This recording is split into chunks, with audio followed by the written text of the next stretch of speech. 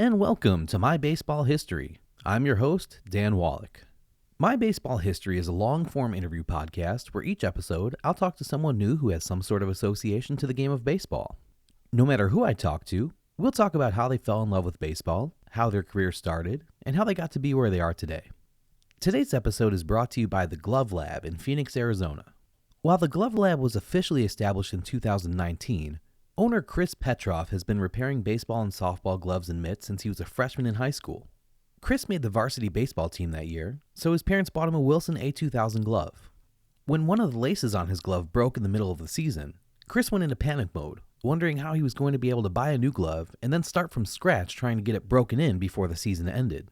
Chris's dad showed him that he could just repair his glove instead of replacing it, and taught Chris how to do it himself. That's a lesson that has stuck with him, fueling his passion for the past 3 decades. Since those first gloves, Chris's work has progressed from friends and family, to local youth players in his community, to high school and college athletes all over the country, and now the Glove Lab is working with professional players across all MLB teams and their affiliates.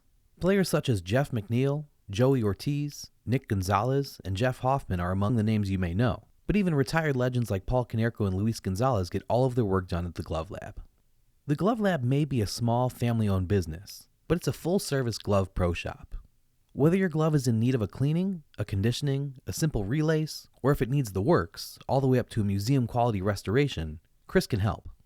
We've all had that feeling Chris had as a freshman in high school, staring down at a glove we felt was beyond repair, and wondering how we were ever going to be able to use it again. Sometimes the fixes are easier than others. But if a component of a glove needs to be totally rebuilt, whether it's a wrist strap, a hand stall, or any other part of the Glove Lab has you covered on those too. A full glove repair can go way beyond just putting in some new laces. The Glove Lab can patch, replace, and repair leather which is cracked or worn over time, or been chewed by your dog. Our relationship with our glove is something that transcends sports, and sometimes gloves can become family heirlooms. Mother's Day and Father's Day are both great times to get a loved one's glove repaired. But it's also a great gift for birthdays and other holidays throughout the year. It might even be really easy to sneak that glove out of the garage and send it to the Glove Lab for a full restoration, with turnaround time usually less than a couple weeks for a normal job, and full rebuilds and restoration taking less than 6 weeks. Chris will get your old glove reconditioned and looking like new so you can either play with it again, display it, or sleep with it under your pillow so you can dream of all your web gems. The Glove Lab prides themselves on delivering an exceptional product. Not just for the pro athletes who trust them, but also for the thousands of amateur athletes who trust them in a pinch when they wake up on a Saturday morning and see they have a busted lace. The Glove Lab will do whatever it takes to keep your glove on your hand and keep you on the field. If you want to place an order, head to www.theglovelab.com to get started. The Glove Lab is offering a 15% discount on their full service package, which includes cleaning, conditioning, and relacing to all listeners of this podcast if you enter the code MBH15 on the website through the end of the year. That's MBH for My Baseball History, then the number 15 for 15% off a full service package from the Glove Lab. If you want to follow the Glove Lab on social media, you might even see your glove featured in some posts during the repair process. They're on Facebook, Blue Sky, YouTube, and TikTok at The Glove Lab, and on Instagram at AZ Glove Lab. So be sure to follow them on your favorite app and bookmark their website, theglovelab.com, for all your glove repair needs. Then use code MBH15 for 15% off through the end of 2025. On today's episode, I spoke with the man behind the unbelievable Bandbox Ballparks project, architect Brian Powers. As a licensed architect, Brian Powers was always building, designing, or drawing something as far back as he can remember. Those seeds were planted at an early age as Brian explored the many castles and ruins while living abroad as a self-described army brat. It was a natural choice that Brian chose architecture and entered architecture school at Auburn University. As part of a sketch assignment while on a college field trip in Chicago in 1990, Brian made a side trip to Old Comiskey Park, the former home of the Chicago White Sox. Armed with a sketchbook and camera, he spent the day sketching and photographing the baseball palace of the world, which was entering her 80th and final season. From that point forward, Brian found ways to creatively bridge his passion for the built environment with the sport he loved as a kid. Preserving these historical venues is Brian's way to understand the people, the neighborhoods, the legacy, and the stories of the cities we live in. While working in Montgomery, Alabama after college, Brian became a charter member of the Friends of Rickwood Field when it was formed in 1992. Shortly thereafter, Brian accepted a position with Kansas City-based HOK Sport, where he spent nearly a decade as a project architect and a key contributor to the development of some of baseball's prominent ballparks. Since moving to Chicago in 2007, Brian has continued to be a sought-after expert in ballpark history and design. In addition to being cited in books and newspapers, Brian's work was also showcased in the Sacred Grounds Ballpark exhibit at the National Baseball Hall of Fame in Cooperstown, New York. Brian has also partnered with the Baseball Heritage Museum in Cleveland, Ohio to develop an interactive exhibition of League Park, which was the home ballpark for the Cleveland Naps, the Cleveland Indians, and the Cleveland Buckeyes of the Negro Leagues. Brian led the Smith Group design team in the rehabilitation of historic Hamtramck Stadium in Hamtramck, Michigan for the centennial anniversary of the Negro Leagues. His rehabilitation work on Hamtramck was awarded the prestigious Michigan Governor's Award from the State Historic Preservation Office. In 2019, Brian formed Bandbox Ballparks to share his specialized research of our sports architectural heritage, aiming to tell the stories today so the legacies of sports venues can be enjoyed by generations of tomorrow. His work has been featured in many media outlets around the country, including the Chicago Sun-Times, the AP, The Score, WGN, and many others. Brian is a member of the American Institute of Architects, the Society for American Baseball Research, and is a lifetime member of the National Baseball Hall of Fame. In this episode, we cover lots of ground. Brian tells us how his surprise at how little was being done to preserve the legacy of Comiskey Park fueled his passion for saving its legacy, culminating nearly 30 years later in his first Bandbox Ballparks project. We find out what was so special about one of the bathrooms at Cleveland's League Park. We learn how part of the Palace of the Fans, which was the ballpark the Cincinnati Reds played in from 1902 through 1911, secretly made its way over to Redland Field, which was later renamed Crosley Field and acted as home to the Reds from 1912 through 1970. And we hear where the best seat in the house would have been for each of the ballparks Brian has digitally rebuilt brick by brick to this point. Chicago's Comiskey Park, Cleveland's League Park, Cincinnati's Crosley Field, and Brooklyn's Ebbets Field. With all of that information and much, much more coming at you, it may be helpful to follow along with the episode's liner notes on our podcast website. If you're new to the show, don't worry. You'll still be able to enjoy this episode without the extra help from the liner notes. But longtime listeners love the photos and links we put up on the website, which will give you a better understanding of the things Brian and I are discussing, and provide some context when needed. The liner notes can be found on the My Baseball History website, which is online at www.shoelesspodcast.com. If you want to follow along, head to the website where you'll see the Brian Powers episode listed first on the main page under latest episodes. Click on that and you'll be ready to follow along. There's an embedded media player right on the page, so you don't need to have multiple windows open while you listen or fumble around with multiple devices. If you want to catch up on any of our earlier episodes, you can click on the tabs at the top of the website to go back through past interviews from any of our previous seasons and see a full list of everything we have to offer so far. Everything in the liner notes goes in chronological order of how we listen to them in the interview, so you should easily be able to keep your place as you listen. Okay, and listen, I know I give the same exact speech at the beginning of every episode, and every time I make a post on social media about a new episode, I say how the liner notes for this episode are really going to enhance your experience. But genuinely, these liner notes are going to enhance your experience. If you're not already familiar with Brian's work, take 5 minutes and go to the website where I've linked one of Brian's YouTube videos for each of his completed ballparks so far. They're the very first things on the liner notes, so I'm not even going to make you dig for them. Watch those videos really quick. It'll give you a frame of reference for what Brian and I are about to spend the next 2.5 hours talking about. Brian makes multiple videos for each ballpark, so as our discussion continues, I'll post the other videos he's made for each one in the liner notes, and you should definitely watch all of those as they come up as well. If you're not normally a liner notes follower, this is the one episode I'm going to strongly suggest at least taking a quick look before you listen to the interview. After the interview, we'll do a recap of what you just heard, adding some extra insight and hopefully answering any questions that may have come up as you listened. I'll also explain how you have a couple chances to answer a trivia question to win a prize, so stick around until the end of the episode for that too. But now, here's my interview with the man behind Bandbox Ballparks, architect Brian Powers.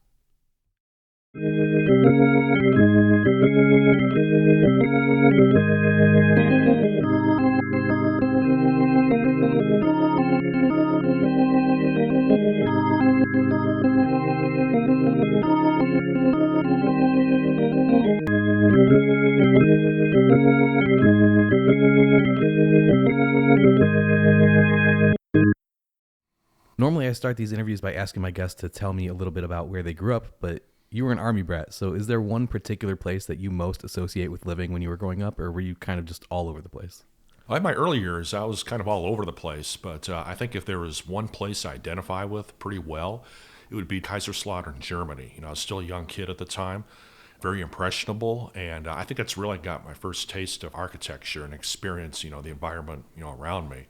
I remember as a kid, riding the Army bus to school from the housing area where we lived, and we'd pass by this castle every day, and I always imagined what it would be like to kind of go up there and experience it. And it's kind of fascinated. I always wondered, even at that young age, what the story was behind that. So I think indirectly it sort of fueled my passion for architecture, building things. So yeah, fortunate as an Army brat, we did see a lot of places. We took advantage of being in those places. Mm-hmm. My family loved to travel a lot, so we took advantage of the time there in Europe. Saw a lot of great sites, landmarks, things of that sort. Just sort of organically grew from there. And, as we moved back to the States, I think it was something that sort of fueled my passion growing up, art, architecture, things like that. And, from there, I really took to it. And it really opens my eyes. And I always believe, travel is an integral part of gaining these experiences. It indirectly exposes you to things that you might not know it at the time, but kind of embeds in you. And from there, you kind of draw upon those experiences and resources, at least in my case as an architect, work I do to this day. Yeah.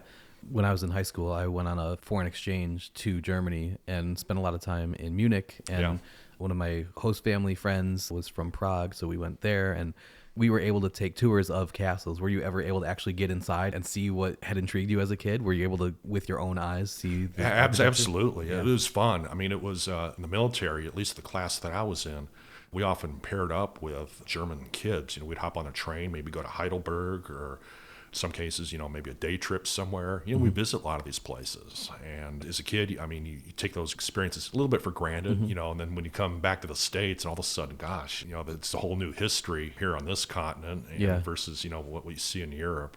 It just goes on those experiences. And I think as a kid, being very impressionable, it really resonates with you, and you find ways to tap into that. Yeah, when I was in high school, that's when digital cameras were first becoming affordable enough that everybody had them in their pocket at all times. Yeah. And so when I was in Germany, we had digital cameras with us, and you could tell how early in the trip we were taking tours of the castles and churches and things, because the first couple, I was like taking pictures of every detail. And then after 5 or 6 or 7, it's like, all right, I get it. It's another stained glass window. But like you said, when you're 15, 16 years old, you just take it for granted that like you're seeing all this incredible beauty and things that were built in the 1100s. Right. We're talking about baseball stadiums and they're tearing them down after 30 years because they're too old.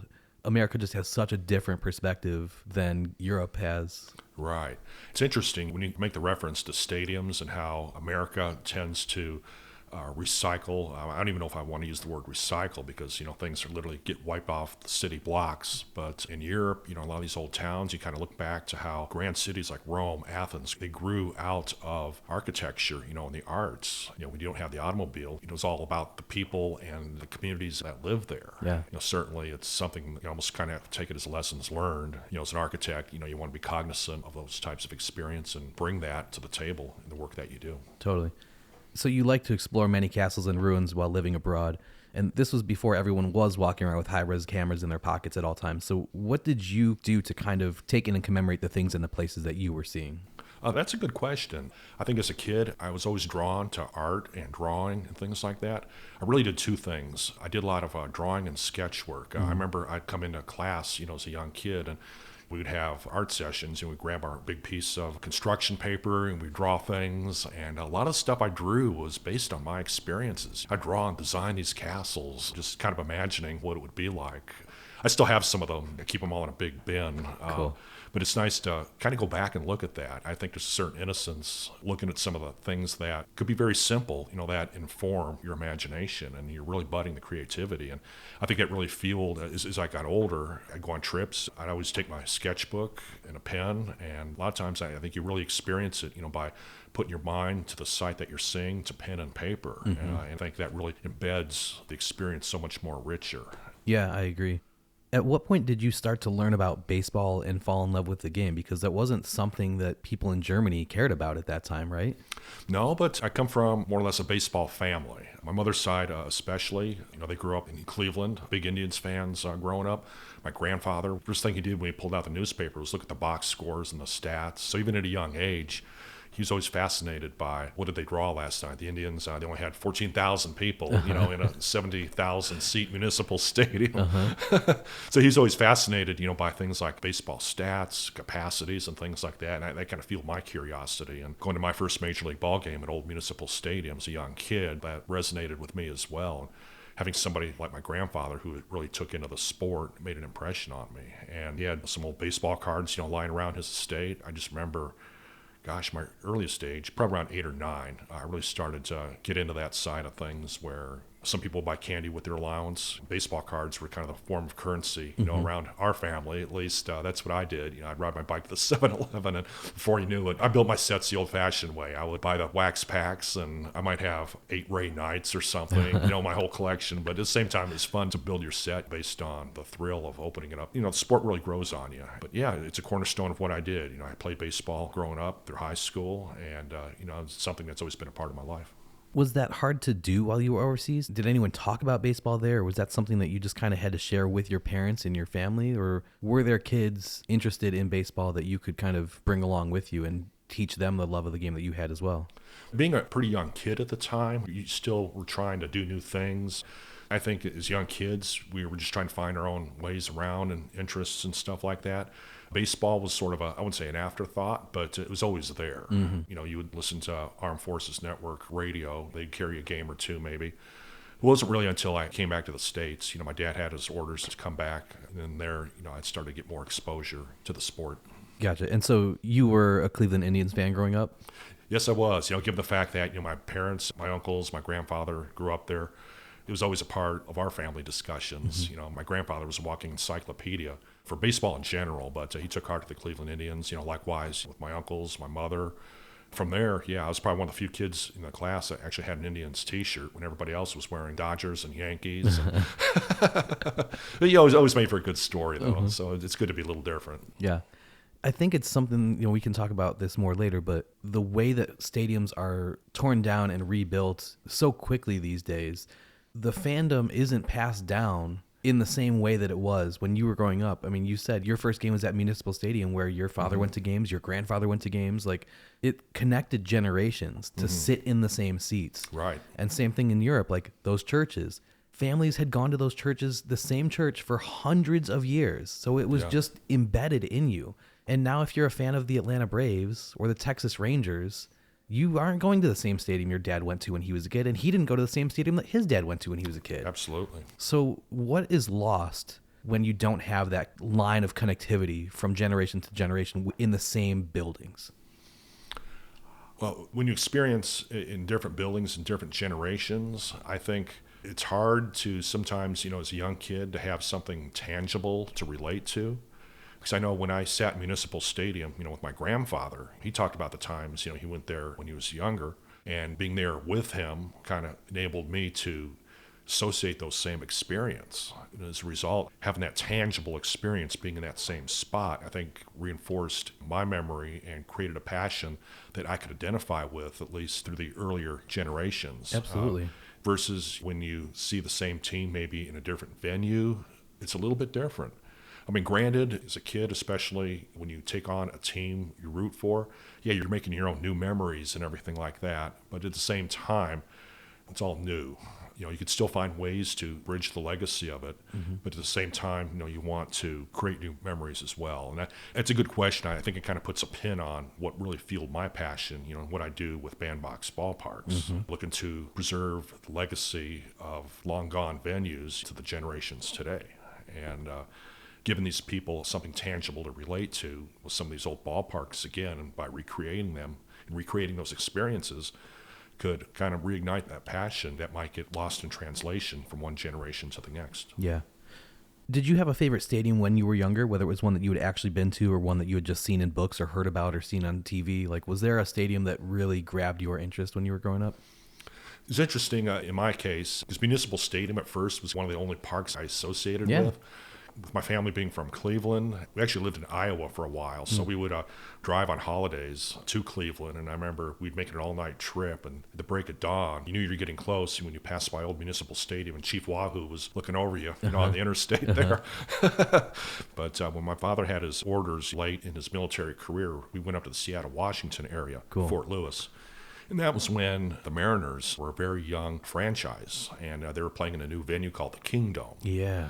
And I remember going to the Kingdom the first year the Mariners were there. Say what you will about the architecture of the place, I was actually fascinated by it. I couldn't really pin it down, but I did have a respect for the engineering and just the grandness of the volume of space to actually play baseball indoors. Yeah. That kind of resonated with me. But I think if you were to ask me if there's another venue that intrigued me a little bit, maybe on a more curiosity level, I remember as a young kid, like a lot of kids my age, before ESPN, we'd watch This Week in Baseball. Right. And at the end, they would always play the Gathering Crowds theme, and Louis Tiant would be doing his 180-degree wind-up, and then you could see the big scoreboard of Fenway Park on the background, with the lights, ball strikes. That always got my attention. So I remember going to Fenway Park for the first time, and I was kind of drawn back to those early days, watching things like This Week in Baseball when, as a kid, it's kind of your window to the sport at the time. Absolutely, yeah. You went to Auburn University and studied architecture. I've interviewed almost 50 people for this podcast at this point, and I've asked just about all of them, what did you think you wanted to do after school when you were going to school? And I think you might be the first person who ended up actually doing that thing. So first of all, congratulations on that. But how early in life did you know that architecture was something you wanted to pursue as a career, as opposed to just being something that you were interested in? As a kid, I always found myself building things. We were talking a little bit about the impression I had with the castles and the architecture. I would take my Lincoln logs and build kind of what I thought would be translation, what I saw, try to break out of the mold of a square log cabin and, okay, what can I do to make it unique? Yeah. I did the same thing with Legos. And then I graduated to a building set called Girder and Panel. You could build these skyscrapers. Cool. And I was doing that 8, 9 years old. At the time, I didn't really know architecture. You could really make a living off it. I was always fascinated by the ability to build something and experience it, whether it was a scale model or go into a place of significance. But when I got into high school, I had some very influential teachers. I thought that really saw the potential that I had with my artistic ability. I kind of had a knack for engineering and math too. I was kind of on the edge as to what I wanted to do, whether it was the engineering side, architecture. But I think at the end of the day, the creative side of me ruled. And Miss Millar, my high school art teacher, I think kind of mentored me a little bit. And my senior year encouraged me, you might want to look into architecture. We did some drawings with multimedia and whatnot. I took drafting classes in my early high school year, so I was designing houses freshman, sophomore year, and I kind of had a passion for it. And it just kind of grew from there. And then Auburn, of course, had a great architecture program. I wanted to go to a school that was able to have both either architecture or engineering. I was still on the fence whether to enroll in the ROTC program. So there are a lot of factors there that kind of came into play. I was actually in pre-engineering when I enrolled as a freshman, but the interesting story, how I got into architecture, was Auburn was adding an expansion to their football stadium my freshman year. And as I wrapped up class, going back to my dorm, every day I'd walk by the construction site, and every day there'd be a new piece of precast or a new section of seating, and the place would be rising 10 feet a day, and I was just captivated by it. So I said, heck with it, kind of naivety of a young college kid. I walked up to the construction trailer. I knocked on the door. I go, excuse me, I'm a pre-architecture student. Do you give tours of the job site? The guy behind the desk, he kind of looked at me funny. This is like 3:30 in the afternoon. He goes, well, I'm about to close up the site for the day. If you want to walk with me, I'll let you do it. So he tossed me a hard hat. Cool. So I tagged along with him as we did the final inspections for the day. So he was showing me how they drop the rebar into the formwork and what they're going to do with the concrete and how they pour that. And I says, wow, this is it. Literally, I think it was the next day, I went to the dean's office and say, I'm officially in architecture. What do I need to do to get admitted? So the rest is history. And how many days in a row after that did you go back to be like, hey, let me walk with you again today? What are you guys working on today? Yeah, Mr. Jackson Davis, that's his name. I still thank him to this day. Cool. There are so many different disciplines, from residential to commercial and industrial to landscape design, even urban design or interior design. There are so many different focuses you could potentially have under that larger umbrella of architecture. Even the difference between ancient and modern. What aspect within architecture was the first to really do it for you, to make you think, oh, wow, there's something here that grabs me? I would say I did have a kind of a knack and a fascination for the engineering side of it. I always had the respect as to how they came up with it. I mentioned the King Dome. Again, I'm not advocating that as a fine piece of architecture, but I think the way we advance our technology, I've always been kind of a fan of that. And, seeing how some of these like old castles stood up to long periods of time, I think that's always been fascinated. But as an architecture student, I really took advantage to expose myself to different ideas, places.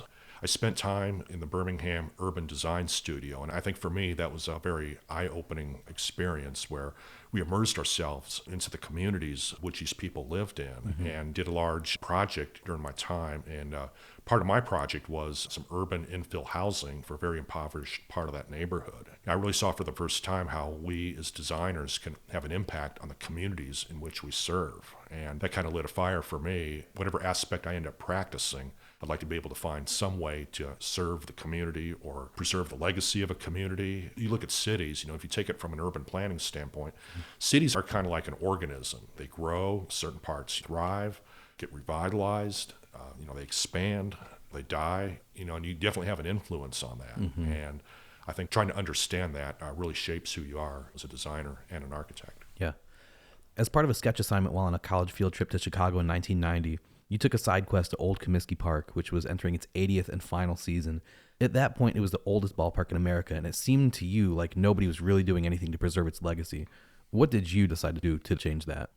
When I took that trip, I remember it was the brutal cold of February, and I got off the red line there at 35th. I walked across the Dan Ryan. I kind of had my southern light coat on. It was a brutal Chicago winter.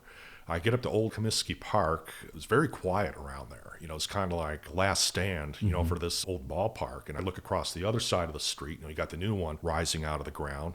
Kind of reminded me of my experience early in college, when I walked up to that trailer. But here I was again, 4 or 5 years after that fact. I had my sketchbook with me, and I says, I'm going to hang out here for a little bit, I think. Everybody else is seeing all the other tourist spots, so I thought it'd be a good idea to check out the old lady, in its final year.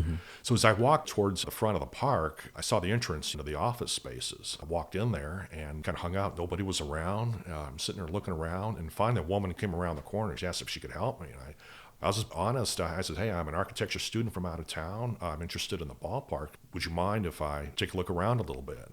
She kind of had an odd look on her face, but she says, stay right there for a minute. And then some facilities guy came back, and he says, I'll tell you what, I'll issue a working pass, but there are 2 rules. Stay out of the clubhouses and stay off the field. Otherwise, you could look around and do what you want. So I thought, wow. If these walls could talk, it's not very often, even to this day, where you could actually have a ballpark to yourself. And for me, that was an epiphany. I'm walking around this, and I swore there were ghosts. You look at the murals, on the wall and everything, and it's as if they were talking to you. And you're thinking 80 years in this place, and it's going to come down. On the bus ride back to campus, I'm sitting there. I couldn't get it out of my mind. I was thinking, you would think there would be something that would be done for the community and the impact it's had on the sport and the Chicago community, that something a little bit more substantial would be done. I understand the notion of progress, but at the same time, it was the oldest ballpark, in the country, and I thought it was kind of odd nothing was doing to preserve it. So in a roundabout way, that began my 30-year odyssey to start doing what I can to hold on to that legacy, to that thread. I know how quick time gets away from us, and before you know it, you have a whole new generation. Kind of goes back to the generational aspect we were talking a little bit about earlier. Without those experiences, some of those stories will be long forgotten. I'm thinking, well, what can I do to keep these stories alive? I didn't know what that was just yet. But I think as my career progressed over a series of years, it kind of became an obsession or a hobby. As an architect, I always had a fascination for drawings, blueprints. I was starting to collect this stuff. And over a period of time, I amassed quite a collection. I really went out of my way in a pretty creative sense to find these things. And sometimes they're right under your nose and you don't know it. Sometimes they're not existent. And are you talking specifically for Comiskey Park, or were you trying to collect anything about any ballpark that you could find? At the time, it was Comiskey Park because it was the oldest ballpark in the country. It came down. And I think through my efforts in doing that, I started to get an interest in other parks as well. With my family ties to Cleveland, I became aware of the importance of League Park. When that was built in 1909, shortly after Philadelphia's Shibe Park opened up, it was the first concrete and steel ballpark right behind Shibe Park. All these stories started to come to the surface, and I think, well, gosh, there must be a way, we can continue to tell these. And the rest is kind of an organic process where I started accumulating this information. But I was still trying to find ways to ultimately share it. Having the information is one thing, but what do you do with it to get it to the masses? How can you use it to tell stories? Well, I could maybe write a book or I could lecture, but I think at the end of the day, the best way to do it is through experience. And in my quest to find drawings, I spent some time up in the National Archives in Washington, D.C. to see if they had anything in the Library of Congress. Nothing there. Interesting. And I thought that they would. But right about the same time I was starting to do that, when Comiskey Park came down, Rickwood Field in Birmingham became the next oldest ballpark in the country. And that was literally right in my backyard. I thought, well, gosh, this is an opportunity to start to tell those stories. I must get involved with this somehow. Well, if you're familiar with the history of Rickwood Field, the Birmingham Barons, who occupied the park for many years, just recently moved to the Hoover Mets, just outside of downtown. So Rickwood Field lied abandoned for probably 4 or 5 years up to this point. And for the most part, it was kind of a thorn in the city of Birmingham's side. They were all intent to put a wrecking ball to it because they didn't really have any occupants. Right. It was just kind of sitting there, kind of a question mark as to what to do with it. So at that point in time, I thought, well, there must be a way to do it. Now, I found out there was a group called the Historical American Building Survey, or HABS for short. Given the historical significance of Rickwood Field, they were able to get a grant to bring a HABS team out there, which is usually like college students. They'll spend the summer out there. They'll measure every little bit of the ballpark. They'll draw up drawings to ultimately house in the Library of Congress. Cool. So it's interesting that it's kind of in parallel as to what I was doing. I was working in Montgomery, Alabama at the time, so I would drive up to Birmingham. I spent some time with the HABS crew, just kind of shadowing them, as they were out there in the field doing this work. Once they completed their work, they're kind enough to give me a set of their drawings and whatnot. And given the success that had and the ability that they were able to secure a federal grant to do this, that fueled a group called the Friends of Rickwood Field. Right. And you were a charter member of that group, which formed in 1992. Yep. Not wanting Rickwood to suffer the same fate as Comiskey Park, you often drove 180 miles round trip to Birmingham when you were working in Montgomery to help with the cleaning and rehabilitation efforts to restore what had become the oldest ballpark in the country once Comiskey was demolished. When you started those efforts more than 3 decades ago, did you or any of the other Friends of Rickwood foresee Major League Baseball hosting a regular season game on that field one day? Absolutely not. That was the furthest thing from our minds. Yeah, you were just trying to save it from a wrecking ball. We were just trying to save it from the wrecking ball, maybe get a high school team or something, to play a couple games a year in there. We just didn't want it to come down. But, as we were putting the hammers and the nails to the wood, repairing things, the notion of Major League Baseball playing in there was so far-fetched. But what had happened was, given the historical significance from the grant, it just so happened there were a couple Hollywood scouts in the area right around that time. It's probably around 93, early 94. They saw the field and they thought it would be a perfect backdrop for the movie Cobb. Cool. And they kind of made a deal with the Friends of Rickwood, and the city was a part of it too. They said, we'll donate some money to help restore, maybe put some period billboards in the outfield, fix some of the seats. It's kind of a grassroots thing, but we'll give you some money if you let us film here. And deal made. So we started to have a lot of elbows out there working, putting this together. And they came out, they filmed the piece. They kind of got some traction. Some people have different opinions about the movie itself. Regardless, it did put Birmingham and Rickwood Field on the map. That was really the first case, I guess, where you could start to tell the stories behind these facilities. And there were a couple other opportunities, too. Commercials were shot out there, and then there's enough momentum to where they were having a full high school schedule being played out there. The Birmingham Barons saw the success in that. They said, well, let's do a throwback the clock day or something. So they started playing one game a year out there. Community really embraced it. Little did we know, 30 years, Major League Baseball would be back. When you were working with the HABS team originally, when nothing had been done yet to renovate the field in any way, forget looking forward to imagining one day an MLB game happening, were you able to look back and imagine professional baseball happening on that field as it were? Because it was in such disarray, it was in such a state of disrepair. Could you see it in your mind in its former glory, or could you not even put that together? I think as an architect and designer, I think you have a tendency to spatially see things, how you envision the ultimate experience. I think for me, much like the time I walked through Comiskey Park that one time, I really felt a presence of baseball still there. I still felt that there was opportunities to tell these stories. Yes, the field was overgrown, there were weeds growing in the stands, but I could sit there and I could feel the legacy of what was there before. Regardless of the shape of the park, there's a certain aura about it. So you think of Sandlot baseball and things like that. At the end of the day, it's a field where a game is played. You look around and you think there are a lot of historical moments from social justice standpoint. Birmingham was a pretty tough place to play. Reggie Jackson has told a lot of stories about his experiences there. It's very well documented, but I think those are all things that shouldn't be forgotten. Totally. And I think if there's one legacy or one aspect of the history to look at, besides all the great teams and players to come through there, is how the team, the city, and how the ballpark was able to accommodate the changing society of people at the time. It's very difficult times, especially in the South. I was at the game between the Giants and the Cardinals at Rickwood Field and the events that they held there all week leading up to it. But I'd been to Rickwood as early as 2016 on a road trip too. So seeing the transformation in those 8 years was incredible. To be sitting in the stands watching a Major League Baseball game was a very surreal experience. What has been your favorite experience as a fan at a baseball game? Wow. I think for me, sometimes it's the people and sometimes the players. I know you really try to build the experience in the ballpark itself, which I think definitely has an impact.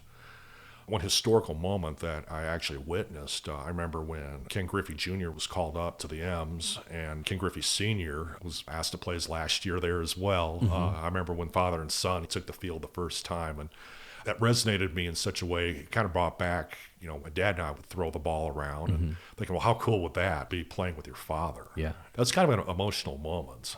I do remember another night, it was early, probably around 1981. You got to remember, Mariners really had some growing pains, in those years. So when you had teams like the Yankees come to town, it really had a playoff atmosphere. That's when fans, would come in and fill the dome. It would get pretty raucous sometimes. I remember bat night, 1981. Yankees came to town. Reggie was there. It was early in the season. He's kind of hold out hope, but packed house. It was bat night. You had 50,000 people in there. Full size bats, and Mariners. I recall they led most of the game. Reggie homered top of the 8th or something like that. So Mariners had last ups, and Tom Paciorek had a walk-off home run, and the place just blew up. I was sure I was going to get decked with somebody's bat, whether it was next to me or from 3 rows up. But we all made it through. I think that was probably one of the more memorable experiences. I think just being there when some of these big events are taking place. I've been to all-star games, home run derbies, stuff like that. I've seen a lot of great stars play the game, but some of those personal aspects as well. You spent nearly a decade as a project architect and a key contributor to the development of some of baseball's most prominent ballparks, including Pittsburgh's PNC Park, Chicago's Wrigley Field, and the transformation of Anaheim Stadium, where the Angels play. What was your favorite thing about working on each of those 3 stadiums? Because they're each so different from one another, both in terms of style and their ages. Right. When I started with HOK at the time, which is who I worked with, the first project I was on was the transformation of Anaheim Stadium, and that was really my first exposure to a large-scale project and really what goes into a major league facility. What was interesting about that project, Disney had a stake in the ownership, so we worked with Walt Disney Imagineering to help transform what was old Anaheim Stadium, because if you recall what it was like before the renovations, it was a multi-purpose football stadium. Right. It was built for baseball back in the early 60s, then they enclosed it for the Rams. Now the Angels, at that point in time, wanted to come back and take the football stands back out, make it a baseball-only facility, and bring it back up to current Major League standards. So I was kind of fascinated by that phasing process. The project took place over a period of 2 years, but just to transform it back to a true baseball facility, I think that kind of opened my eyes to how important it is. We're starting at that point, really starting to get out of the multi-purpose stadiums and baseball-only facilities as part of the 90s baseball boom. A lot of the teams want to capitalize on that. Yeah. I think one interesting story on the Anaheim project, I was out there on site one time, and one of my tasks was I had to go out to this warehouse and measure some furniture for Gene Autry's suite, because he was another minority owner, at the time. So I arrived at this remote storage unit out in Burbank somewhere. I couldn't even tell you where it was at. Opened the door. It's like a TV show, Storage Wars or something like that. We opened this thing up. A bunch of old furniture stuffed in there. So we had to take some measurements to make sure we were able to get it through the doors and up the elevators. Yeah. But what was interesting was in one corner, there was a bunch of artwork or wall hangings. I just, out of curiosity, started thumbing through it. There's a picture of Babe Ruth. It was signed. It says, Gene, hope you have more hits than I do. I'm thinking, wow, this is just sitting here. Right. We got to make sure this is prominently displayed somewhere. Yeah. But, there's just some of those organic experiences, I think, that make those kinds of projects memorable. Yeah. I've been to a lot of stadiums and a lot of sites of former stadiums during my traveling over the years. People ask me all the time, what's my favorite ballpark? And I always say of the parks that are still in use, Fenway and Wrigley are in a tier by themselves. It's not even fair to compare modern stadiums to them, even though they've both been modernized in the past couple decades. But my answer for my favorite modern stadium is PNC Park in Pittsburgh, Can you tell me a little bit about the push for retro modern ballparks, which started with Oriole Park at Camden Yards in Baltimore? Because it seems like that era is also kind of coming to a close if it hasn't already. Yeah, I think in the early 90s, baseball was kind of going through a very transitional period, kind of going back to the Comiskey experience. When the new park was open, there was mixed reviews on it. Granted, it was a baseball-only facility, but it allowed other clubs to perfect some of the lessons learned from that experience. And then shortly after Comiskey Park opened up, the Orioles were starting to explore a new ballpark of their own, too. A couple visionaries, you probably heard of Janet Murray Smith, Yes. and other people that were very instrumental in pushing to really give a sense of rebirth and how baseball can be a catalyst for urban redevelopment. So when the Camden Yards site was purchased, there's definitely some opportunities there. Kind of groundbreaking at the time because still everybody was in the suburbs, playing in these multi-purpose facilities. Right. And, after a series of a lot of test fits, the idea was made to, let's see if we could preserve the old warehouse and actually make it a part of the ballpark experience. I think that really kind of lit a candle to see we could truly bring baseball back into an urban environment. And the context in which it's played would definitely have an impact not only on the game itself, like the old ballparks did, but also, it's a battery to infuse development in and around these cities. Baltimore kind of hit a home run right on the first pitch with that. And I think even to this day, it's still sort of a benchmark. I mean, it really set the standards for baseball design. You had other parks that followed shortly thereafter. You had Coors Field in Denver, Progressive Field in Cleveland, which was Jacobs Field at the time. They were all starting to take advantage of some of the departed downtown cores in which these teams were a part of. And I think you can look at each one of those as being a strong case of success for the communities which they've been in. And you think about it, it's almost been a generation since a lot of these parks have been built. And we're talking about kind of passing the torch down from generation to generation. Capitalizing on those lessons learned on those retro parks, I think they've kind of cemented themselves into the community. You've seen some like Arlington in Texas and Atlanta, they've moved into other facilities. But I think some of these other legacy parks, part of that boom, I think have really cemented themselves into a community. And I do see a great future for the cities. And it's taken a while for some of them. Look at Cincinnati, for instance. You're really starting to see how cities will infuse development in and around the ballparks. You look and see what they did for Truist Field in Atlanta. They're talking about whatever happens with the White Sox situation here in Chicago. They like the same thing as well. Right. I think there's a lot of potential, but I think you're right. I think the biggest challenge in sports facilities in general, especially after a generation, is their ability to adapt to the market. I think when we hit COVID, I think that really changed the way people go to and experience games. You're starting to see parks in a much smaller capacity. We're also looking at some of the revenue drivers. A lot of what driven these ballparks back in the 1990s were luxury suites and club lounges. Right. I think as people and times adapt and change, those business models within the clubs change as well. So that means, okay, what can we do with these parks to adapt to that demand? So you might not have as many corporations buying up suites like they used to. What creative ways can we do to stay relevant in terms of generating revenue? You have a lot more different revenue streams these days than you did 30 years ago. Absolutely. It's always a challenge as designers to try to think outside the box a little bit, what sort of opportunities you have to capitalize. It's funny because there are Facebook groups with tens of thousands of members dedicated to traveling around the country trying to see a game at every MLB ballpark.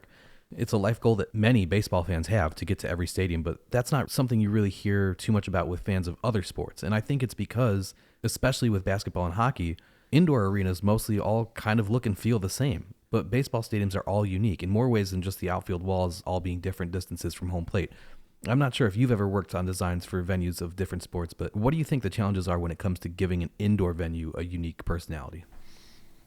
I think there are ways to achieve a fan experience in an indoor environment. I think one thing that's kind of a common denominator is acoustics and noise. When you think of old Chicago Stadium, the Madhouse on Madison, the first thing people will talk about is the sound, the experience of the crowd, to being able to play in a venue where the fans have a direct impact on that.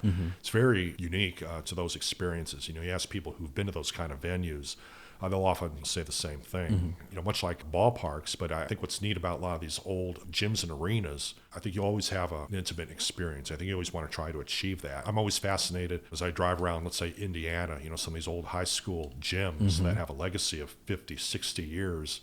Some of the greatest basketball is played there. But you kind of go in there, and much like an old ballpark, I think a lot of these old arenas could achieve those same characteristics in terms of legacy and what they mean to the communities. And I think you're always trying to work with that. What does the next phase of baseball stadiums look like? Because if I'm the commissioner, I make it a rule that from here on out, any new stadium that gets built has to have a retractable roof. I don't think that existing stadiums need to be retrofitted, but with climate change coming, teams in Texas are going to be consistently playing games in 115-degree weather within the next 10 years in an open-air stadium. And as a league, I don't think you can afford to be canceling or postponing games due to weather, and we certainly can't put our players or fans in dangerous situations. So are there things like that are being taken into consideration when new ballparks are being designed? I think so. One trend I've seen probably in the last 5 years, I think a lot of clubs are starting to find creative ways to market their venues above and beyond the baseball season, not necessarily in a multi-purpose football situation. I mean, the Cubs do it, with Northwestern football, which is pretty fascinating. But at the same time, I think you're also trying to find ways that they could integrate themselves into the community. The stadium design in itself, I think you're starting to see a residual development in and around the stadium as part of the experience. Yeah. Look at what they've done at Wrigley Field. We talked a little bit about mixed-use developments in and around the ballparks. When you kind of look at the next generation of parks, you're going to see a lot more of tertiary development and that integration. But those decisions aren't altruistic. The teams own those properties. So they're trying to draw business and keep you in the neighborhood as long as possible because they want every dollar they can squeeze out of you. Yeah. That is a big part of that new mentality as well. Yeah, definitely. It's a big business. The key with any business, you want to keep people engaged. You don't want them to spend money. In terms of baseball parks, I do see a trend where they are getting a little smaller. You look at the capacities like what they're building out in Las Vegas right now. Right. It'll be interesting to see what happens with Tampa Bay. But all these capacity-wise are a lot smaller than the 45, 50,000 seat facilities we saw back in the 90s. I think teams are starting to focus more on fan experience. Might be smaller in capacity, but greater in experience. So I think in terms of integrating the two, it's a good example of that. You look at Comerica Park in Detroit, PNC Park. I mean, capacity-wise, they're relatively small compared to some of the others built prior to them. Historic Hamtramck Stadium was dedicated in 1930 and served as the home of the Detroit Stars and the Detroit Wolves of the Negro Leagues. As many as 17 future Baseball Hall of Famers played there over the years. Superstars such as Satchel Paige, Josh Gibson, and Turkey Stearns of the Detroit Stars, and Willie Wells, Cool Papa Bell, and Mule Suttles of the Detroit Wolves are among them. As one of the few remaining Negro League ballparks in the United States, Hamtramck Stadium was recognized on the National Register of Historic Places in 2012. The city was awarded the African American Civil Rights Grant to complete pre-development planning for Hamtramck Stadium, and in 2018, as part of the planning project, you were tasked to complete a historic structures report and create a conceptual vision for the stadium and grounds to serve the community into the future. What is involved in creating a historic structures report? So basically what the Historic Structures Report is, or HSR for short, it's a comprehensive planning document that not only contains the short and long-term planning for the structure, but it also contains an existing assessment report where, much like the Habs team did, will formally document the ballpark in drawing form, in some cases with standards set forth by the Department of Interior. So anything that's produced under those standards would be eligible for Library of Congress. Oh. It becomes a national document that would be accessible to anybody and everywhere. What was interesting about that, I was able to draw upon the lessons learned from my experience at Rickwood Field. Cool. So it's very similar to what the Habs team did at that point. So I was able to kind of parlay those experiences into the Historic Structures Report. Cool. It also identifies an important aspect of that, the historical significance. You really have to be very thorough in articulating the historical significance of the structure, because what the HSR does, it allows federal entities to award federal rehabilitation grants and get money to help finance improvements for the park. And that was really what the fuel was to get the first phase of it complete. It was through the success of the HSR that we were able to get additional grant money and donations to get them to play baseball in there once again. Okay, and then what about the conceptual design? Because couldn't you have just gone back to look at pictures of the stadium when it was in use and just be like, we want to make it look like this again? Yeah, there is some of that. What was interesting about Hamtramck, there's very little photography and information on it. And I think that's what made it very unique. And I thrive in that challenge. Given my past and some of the experiences as I tried to unearth documentation on old ballparks, looking for this information for Hamtramck was really no different. I mean, we literally tapped the entire state of Michigan. We looked at the university archives, state historical societies, very little information. So you kind of had to go sometimes by the written word, some aerial maps here and there. We found some stuff that would be helpful, but it was very important that we had to engage what was called the State Historic Preservation Office, or SHPO for short. They really have strict criteria in place to where anything that's designated as a historic structure, like Hamtramck, can't have developers coming in there and just started doing their own thing with it. You have to be very sensitive to the historical aspects of the property. And when you do develop it in such a ways to where, you sensitively meet those standards, not only for the historical aspect, but for the community as well. We actually had to go through a series of iterations and meetings with SHPO. We'd come up with these concepts and need to make sure that we're in line with their standards as we continue to progress through the design phases. You work closely with Wayne County to rehabilitate the existing grandstand structure, including the roof, wood seating deck, bleachers, and steel superstructure to its original 1930s look as a part of the centennial celebration of the 100-year anniversary of the Negro Leagues in 2020. I was at Hamtramck Stadium just after it was completed in 2022. I was there late at night when no one else was at the park, and then again the next morning when they were actually having a travel baseball game on the field. And it was surprisingly emotional. All of the murals, especially the way that they honored Turkey Stearns. Your rehabilitation work on Hamtramck was awarded the prestigious Michigan Governor's Award from the State Historic Preservation Office, SHPO, in 2023.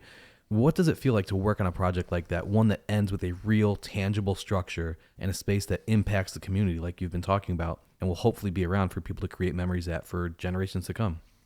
That was very impactful for me in my career. People often ask me, what is the favorite project you've worked on? I think every project has its own personal achievements associated with it, but it's not really about my personal achievements. Projects like Hamtramck, it's about the people and the community that uses it. And to be able to see kids take the field after the ballpark has been derelict for decades, that is emotional. Now that they have maybe 150 or so games or events a year scheduled, they're trying to get more. It's becoming a destination. It's infused the community. When we rededicated Hamtramck Stadium, we were coming out of the pandemic, and a lot of businesses there in Hamtramck really suffered from the pandemic. As we see in a lot of towns and communities across the country, they were shut down. But I think with Hamtramck, being a destination for baseball, regionalized, people from Ohio, people from Illinois, and all around Michigan come there to play tournaments. It's really infused kind of a new outlook into the community. Just to physically see that impact in such a short period of time kind of hits home to me how important it is to be sustainable in our approach in the buildings that we design. And I think Hamtramck was a very classic example of that. It was very important, even at the early stages when we started that HSR report, that we engage the community into it, because it's about the community. It's about the people that use it. It's not about one person's design. Right. So based on that feedback and the community engagement that we did, we had to work with the rehabilitation with the people in mind that will ultimately use it. Yeah, and hopefully that can act as a blueprint for communities across the country, that venues like this can be more than just Little League games happening every Saturday. Like there can be 150 events to 200 events every year. Right. In 2019, you formed Bandbox Ballparks to share your specialized research of our sports architectural heritage, aiming to tell the stories and preserve the architectural legacy of sports venues today to be enjoyed by generations of tomorrow. Tell me about the evolution of your work that has led to you reconstructing baseball stadiums with computer graphics. This idea couldn't have just come out fully formed, right? What were you doing that first made you think, hey, I can use this for old baseball stadiums? Well, it kind of goes back to my quest after Comiskey Park and my involvement at Rickwood. As I started to acquire this documentation and knowledge base, I did more as a hobby to begin with. I just didn't want things to kind of go by the wayside. But as someone who really tries hard to make an impact on the communities in which we live, I always try to find ways to tell stories and to get people engaged. One thing that's kind of unique in my profession is sort of the evolution of how we digitally draw things. When I came out of school, we were still drawing ink on vellum, with the parallel bar. We were just getting into AutoCAD at that time. Once we kind of got into that side of it, all of a sudden, in the mid-2000s, we really started to see an advancement in what we call building information technology, or BIM for short. That's where instead of drawing two lines on a paper, you draw a three-dimensional family element that embeds data. Like if it's a column, it'll have engineering data to it. And as you assemble this and engineer this so-called kit of parts, you'll have a full working model that contains information much beyond two lines on a paper. Yeah, because that was going to be one of my other questions is you can have this idea in 1990, but the technology wasn't ready for you to make it what you've made it. So did you have to wait for the technology to catch up to put your envisioned ideas into practice? Well, it's interesting. It was changing so fast. I wasn't really waiting for it to catch up. I was kind of going with the flow at the time, riding on the seat of my pants, because right around 2000 or so, I kind of had the idea, going back to what is housed in the Library of Congress, with my experience at Rickwood Field. I thought, well, what I'd like to do is put more ballparks into the Library of Congress. So I thought, well, what I'd go ahead and do is take the information I had, like for Comiskey Park and maybe League Park in Cleveland, and put together a HAB set of drawings so we could preserve the historical significance of these structures. So that was really how it all started. I physically started to draw these using the same standards, by the Department of Interior.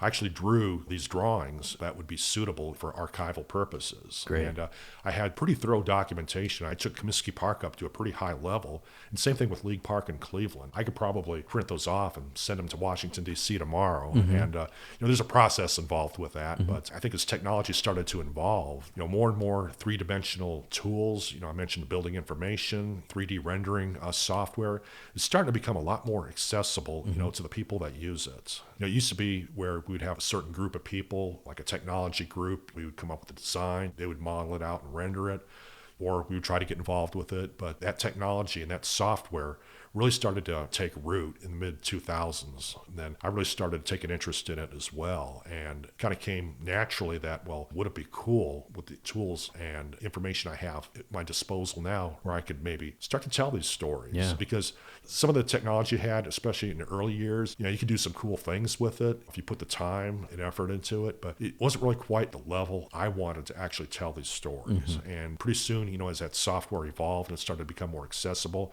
I kind of used that as a mechanism to perfect my proficiency in what I do here, in addition to what I do at work on a daily basis. Yeah. And so that was sort of the impetus of maybe I could take what I did with Comiskey Park and let me try it with this software. It's kind of a litmus test to what I can do with it. And I started to have some success with that. And people naturally took interest in it. Yeah, I just kind of did it for kicks to really see if it would work or not. I thought, well, let me post a few images on Twitter.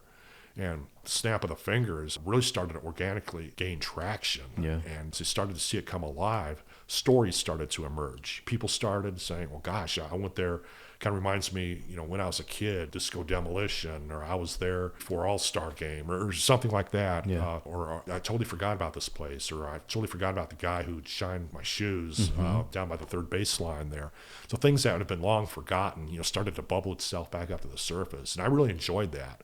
I think aside from just naturally creating these experiences, I think just being able to have that inform and allow people to tell these stories, I saw potential in that. So I really tried to capitalize on it. Well, I think you're bringing up memories from people who were experiencing things before digital cameras existed, before everybody had video cameras in their pocket with their phones. And when you watch the videos that you create of the recreations finished and you're taking people on the tour of the ballpark, especially these ballparks that are gone, these people are watching them and seeing Comiskey Park for the first time since 1990. Yeah. And it brings back these memories of like, oh man, I remember what it felt like to walk up that ramp.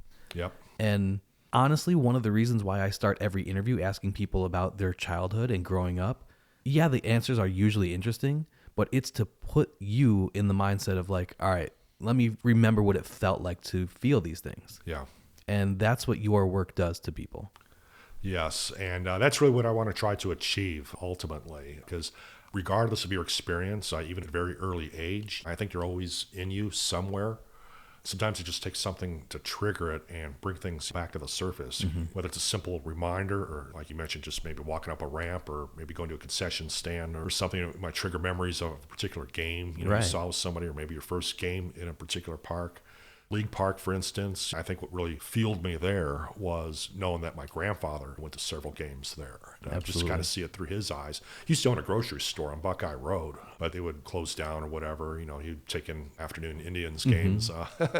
He'd always tell those stories. But walk me through your process on recreating an old ballpark, starting from square one. Like first, you have to decide which ballpark you're going to do. Your first project was Old Comiskey Park. How did you land on Comiskey Park to kick things off? Just because you had already accumulated so much stuff regarding Comiskey Park? Yeah, so that was really the first thing. I had this collection of information, drawings, blueprints. I thought, what would be the best way to share this? That kind of goes back to what I was talking about, when I created bandbox ballparks. But the process is really much like building the real thing. When I try to develop these stories, I try to put on my architecture hat or somebody who might have been involved with the project at that time and say, okay, what are sort of the things that might have influenced their decisions and maybe informed some of the designs and why things were the way they were when these parks were built. Maybe stepping back in the process a little bit, another turning point for me was back in the mid-90s, I had the opportunity when I was looking for Comiskey Park information to visit the offices of Osborne Engineering, the preeminent at the time, in the early 20th century. They're the architects and engineers, behind a lot of the ballparks that were built around the country. Right. And they kept all their old linens in a basement in their offices. Where do those things live now? Are they still around? It's unfortunate. They put them all up for auction maybe 20 years ago. So they're all over the country. So but at least they're still out there. Somebody has them somewhere. Yeah. So I have some of them. Cool. I always keep an eye on the auction blocks, see what might pop up every so often. But I kind of wish they would have held on to them. Yeah. But if you're lucky, you might come across a full set like I did for League Park. But I remember they granted me access, down in that basement. I was down there for a day. It's the quickest 8 hours of my life. Going through those old drawers, Yankee Stadium, Braves Field, League Park, of course, you name it. Most of them were there. Cool. Yeah, that's all part of the research process. And did you think, I'm going to do Comiskey Park as this fun project for myself and then that'll be the end of it? Or was it always a goal of yours to do more than one ballpark? Or is it your goal to do all the ballparks? Like, what did you think when you started? I thought, to be honest with you, it was sort of a one-off thing. I really didn't expect the traction that it would really get. I didn't really expect people to really start to bubble their stories up. I really got into that. I think it's just, that was fun. The question always becomes, what would you do for an encore? Comiskey Park was very well received. A lot of people took interest in it. I'm glad to have the opportunity to share that work.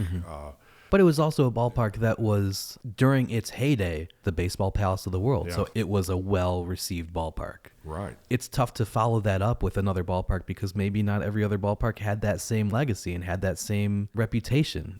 Yeah, it was, I really saw for the first time the importance that the park had on the community. So I think that was one part of it that kind of fueled my passion, to continue on with some of these other parks. Although Comiskey Park was very popular here in Chicago, and I knew when I took on League Park was the next project after Comiskey, not many people really knew of League Park, really knew the legacy behind it. It didn't quite have the romance in the press like maybe an Ebbets Field or a Yankee Stadium. So my aim at the time was, let's see what I can do to get the word out on League Park. A lot of people don't know about it. I think there's some great opportunities to tell some stories. It was a little bit more difficult maybe than Comiskey was, but I thrive on that challenge. And I think what I was able to do was kind of reinvigorate the community of Cleveland, kind of open their eyes, including at the Baseball Heritage Museum, to allow people to appreciate what's there. Because although League Park didn't maybe have the press as a lot of these other parks, the difference between League Park and some of these other ones, portions of the facilities still stand. You could physically go there. You could walk through the ticket house, which is now the museum. Right. You could walk down the wall, along the first baseline. There was some grandstands there, for a while, but they're structurally not a part of it. The old tunnel to the dugout was still there. It's buried underground, but it's still there somewhere. Right. And you can walk down the same steps that Babe Ruth and Lou Gehrig and Ty Cobb walked down, and Shoeless Joe Jackson when he wasn't on Cleveland's team, when he was playing for the Philadelphia Athletics or the Chicago White Sox. Like, he walked down those steps to get to the field. Like, every visiting player who came through those doors walked down those steps. And to think that for decades, that stadium was where Cleveland played baseball. Right. There's so much history there. But I think what you're talking about, how it doesn't have that same legacy that the other ballparks from that era do, I think is because it stopped being a ballpark before television.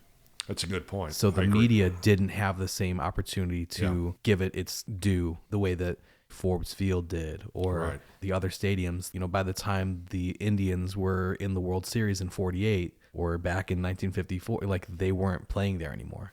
Yeah. So I think the rest of the country doesn't associate Cleveland baseball with League Park because they weren't introduced to it.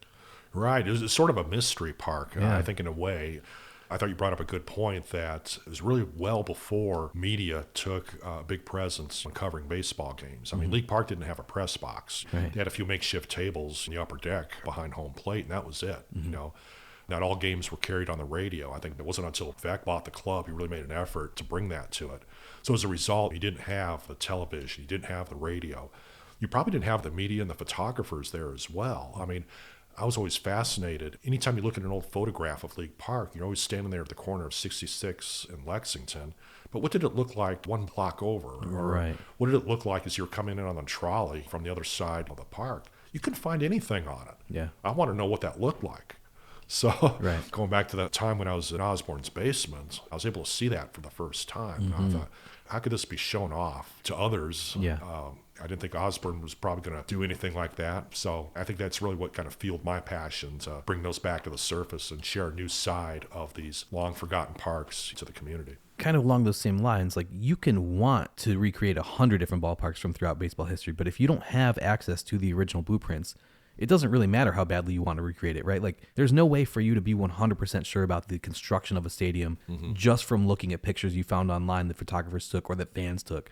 It has to be the genuine blueprints, right? Correct. One thing I pride my work on is the authenticity. I usually won't take on a project until I have what I feel is adequate documentation, to do it. I think being an architect, you do get kind of wound up in those details, at least I do.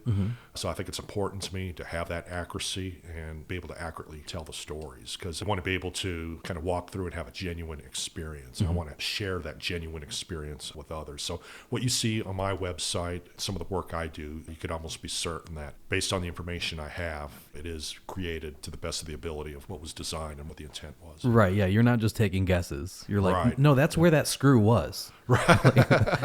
That bolt was holding down that concrete right there. I'm sure of it. Yeah. One fascinating part of it, people always ask me things about like you walk into a park with your ticket. League Park was very unique in a sense where if you had a ticket to a certain part of the park, you had a definite path to your seats. There were ramps that only led you to that section. Right. So you had to walk up this specific, through this doorway to get to your ramp, to get to your seat. Like a big cattle call. Yeah. Way. You had guided rails that took you through the ballpark that led you to your seat. You go through a designated turnstile.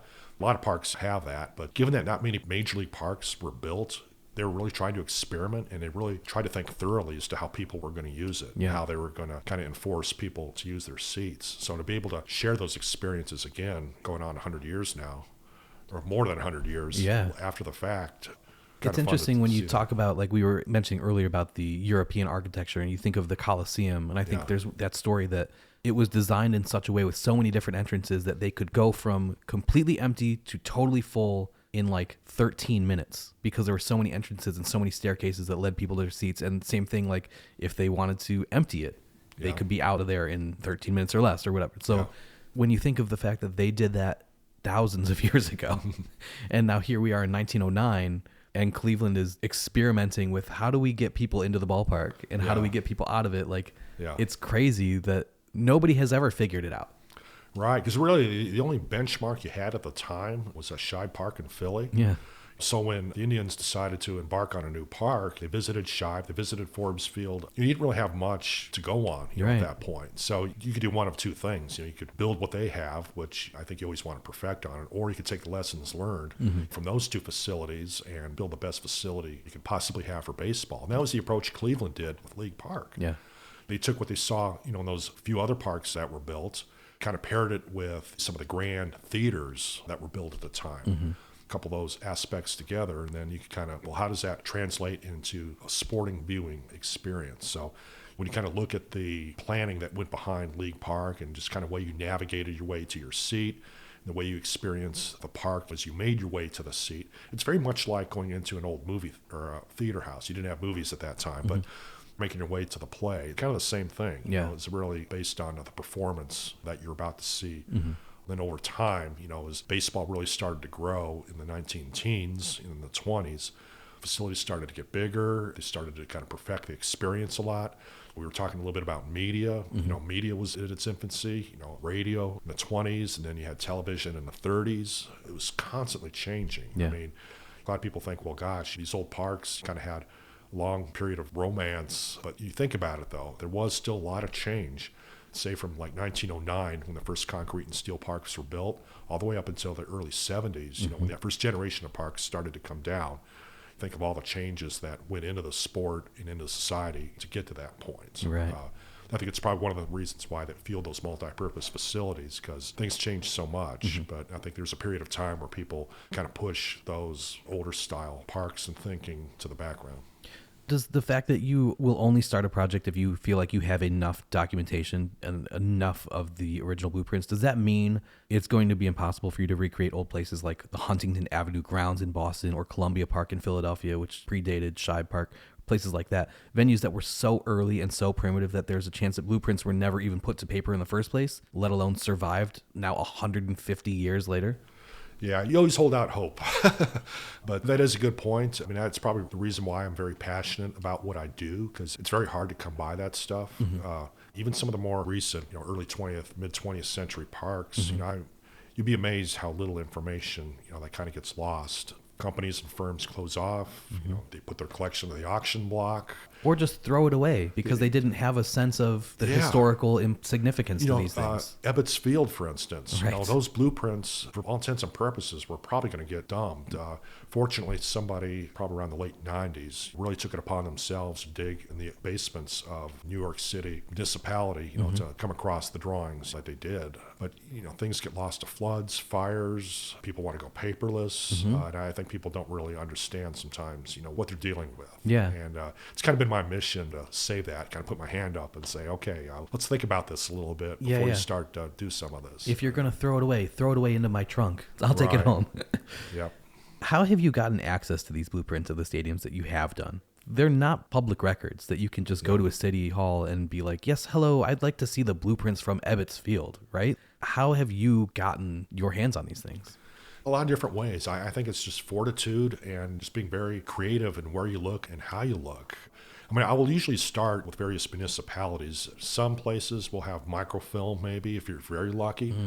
Others might have things in archives. But more often than not, you're kind of met with a dead end. I do search quite diligently, like historical societies. Chicago History Museum, for instance, they had all the old linens for Soldier Field. Cool. And then when I did Crosley Field for Cincinnati, Ohio, when the Hake family closed up their architecture practice, you know, they were kind of the Reds' go-to architect for everything in Crosley Field during its whole duration. Very fortunate enough, the company put all their archives into the Cincinnati History Museum, so all those drawings were still available. Cool. But sometimes, they might be right under your nose, and you could find them, I would say, relatively easy. You have to go through a lot of loopholes to have access to them to begin with. That's if they have them. And then some people, maybe private collectors. In my line of work, I do have a pretty good network of engineers and people who've maybe had some indirect involvement or maybe knows somebody who has. It takes a lot of creative phone calls, maybe. You know, sometimes people find out what you're doing. They'll reach out to you. Comiskey Park, for instance, I was put in touch with one of the old engineers who had the luxury boxes back in the early 80s. Cool. He still had a lot of the drawings. Cool. So he gave those to me. And then I found out that the Hall of Fame in Cooperstown was doing their Sacred Grounds ballpark exhibits. You know, this was in 2010. There's a story there that they came across the 1910 blueprints that were found during the demolition of the park. And I thought, well, gosh, I have some of those, and I wonder what they have. I reached out to the hall, and they got right back with me. And I made a deal with them. I says, I'll tell you what, if you make copies of what you have, I'll make copies of what I have. For Comiskey Park, you're talking about? For Comiskey Park, yeah. And we'll make a trade and make our collections complete. Cool. They said, deal made. So I'm very grateful for Lenny DeFranzo was his name up there at the hall that helped me out with that. Cool. So based on that information, they're able to make Comiskey Park as one of the 4 ballparks in which you can virtually tour as part of that Sacred Grounds ballpark experience. I wish I would have seen it earlier, but I know the granddaughters of Charles Comiskey were auctioning off a lot of his old binders and records, you know, and things like that. One of those volumes they had, this was maybe 10 years ago, one volume just dedicated to the construction of Comiskey Park. Cool. What I would have done to get my hands on that. I have no clue where it's at now. Yeah. But I'd love to have that as a companion to the blueprints Of that course. I have. And at some point in time, which is what I intend to do, I'd like to get what I have ultimately scanned, then maybe housed at the Chicago History Museum or something like that at the end of my tenure with them. Yeah. Have certain organizations been more generous with their archives than others, or are there any that are skeptical about what you're doing? Like, would a team want this to be done, or would they be afraid that like some trade secrets are going to get out? Like, what is the reception that you have gotten when you've tried to get in touch with the teams? I think it's been mixed, but I think once they see the final product, they've been on board with it. Yeah.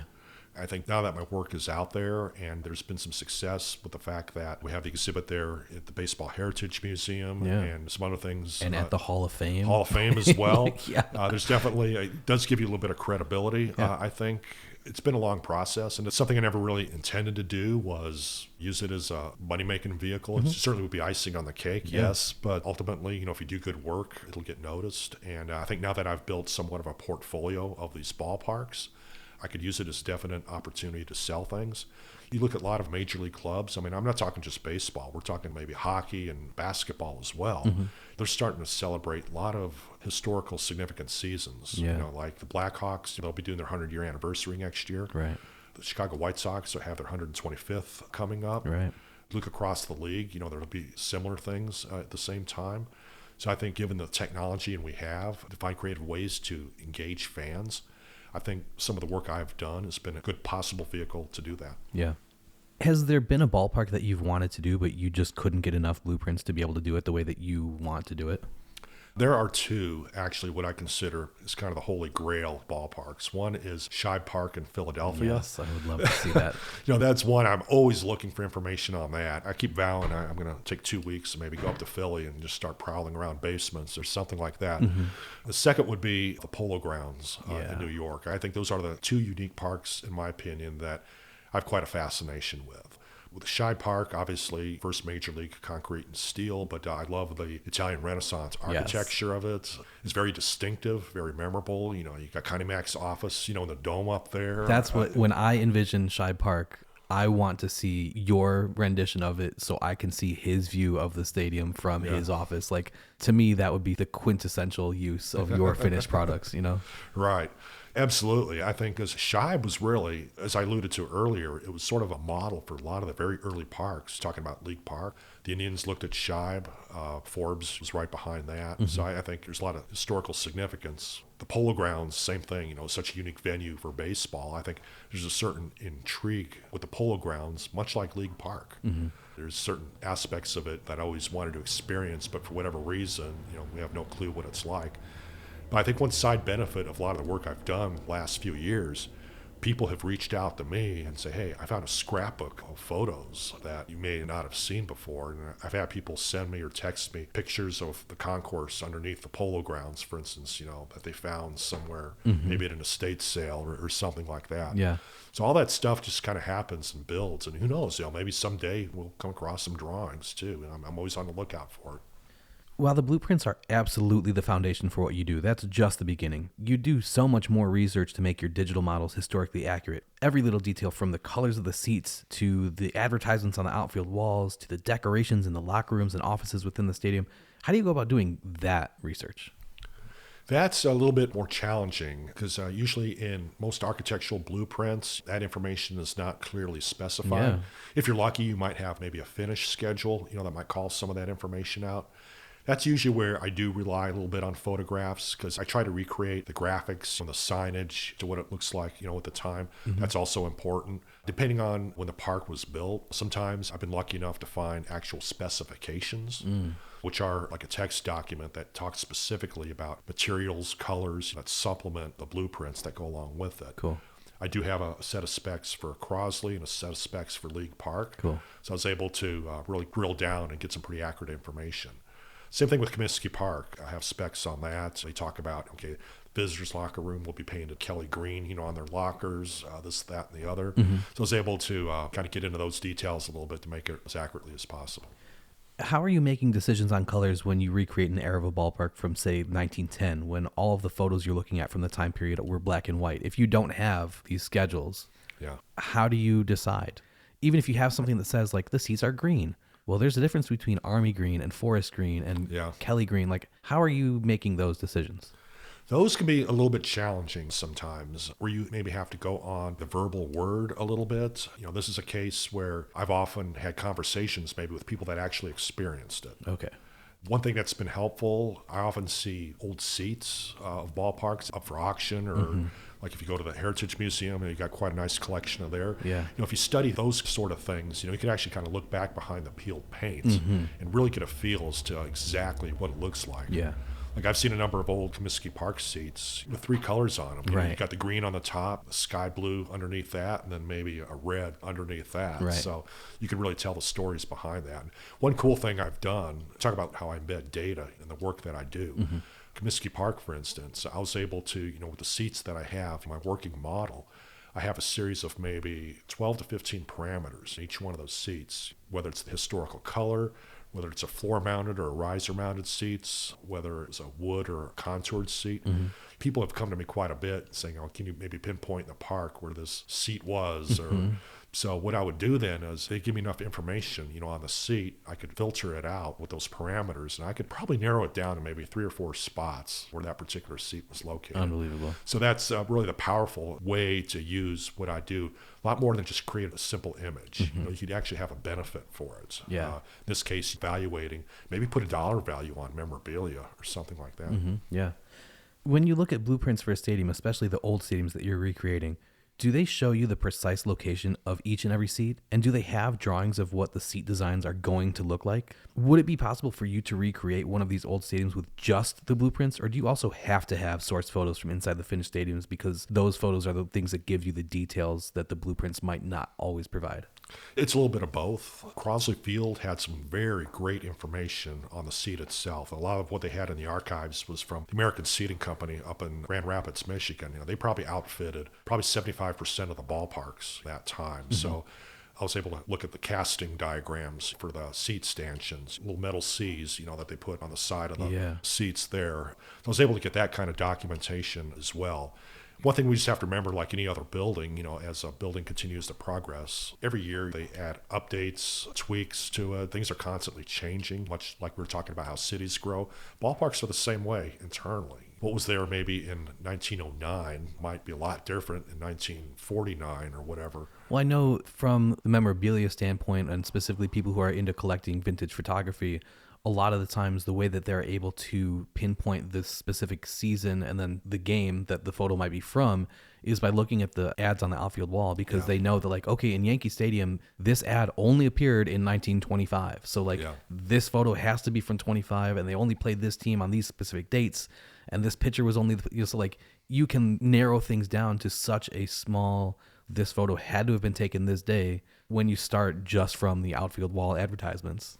Yeah, those outfield and vintage advertisements really go a long way. Yeah. I think when you try to date something, in the work that I do, it's probably one of the more challenging aspects is recreating a lot of these vintage ads. Like you mentioned, many of them were just one-offs maybe for a particular year. So it might be kind of hard to find nice shots. One good example of how I recreate some of these ads, Ebbets Field, for instance. If you stood on the back side of the ballpark on Montgomery Street looking down Bedford Avenue, for a long period of time, you had the botany tie signs that ran along Bedford. But as you turn the corner on Montgomery, they had another botany advertisement of a guy sitting in his lounge chair with his tie, with a very detailed graphic on it. But the pictures I had were very grainy, rough. None of them were head-on. Looking around eBay one night, I came across an old botany slide of that same guy, but it was on a billboard in Ohio somewhere. So I bought that thing. I snapped that up quick. Got that thing in the mail, and I took it down to the drugstore, had a nice big print made of it. It was a nice head-on shot. Cool. I was able to scan it, touch it up with some Photoshop. Now it sits on the wall at Ebbets Field. Awesome. How do you decide which era of a particular ballpark you're going to recreate? Like, for example, Comiskey Park looked wildly different when it opened in 1910 than it did when it was demolished in 1990. There were renovations and paint jobs and seating reconfigurations many times throughout the more than 80 years that it hosted events. Do you have a different model for each ballpark specific to certain years, or do you just pick one and like, that's the era I'm doing? The parks I've done up to this point, more or less, I picked one year and kind of focused on that. I kind of vowed maybe whatever next project I take, I'd like to have the ability to phase in different eras. Cool. I definitely have the capability of doing it. It does take a lot of planning, as to how you create your workflow, and what you do. I thought about doing it with Ebbets Field, but it does take quite a bit of time. But in the case of Comiskey Park, I chose to do it in its final season, 1990. I felt that would probably resonate the most with the fans based with their experiences. Yeah. And I think that aspect kind of paid off as people started to talk with the stories. You had the last Comiskey documentary. It kind of dovetailed very nicely with that. Yeah. It kind of goes back again, those tangible elements. League Park was a little different. Much like Comiskey Park, I wanted to have it in its final built-out state. When you see it in its built-out state, it's kind of informed by what was happening around the neighborhood at the time. And I think by doing that, you really understand kind of what informed the design and begin with how some of those outside influences, maybe around the neighborhood, helped shape the ballpark and the way it came. I mean, you look at the evolution of the Green Monster in Fenway. Totally. And the way Fenway Park organically morphed over the first part of the 20th century there, same thing. Let's talk about Comiskey Park in particular, which was the first stadium that you digitally recreated. It was referred to as the baseball palace of the world. There was an attempt by architect Zachary Taylor Davis to convince Charles Comiskey to allow him to build a cantilevered grandstand free of posts.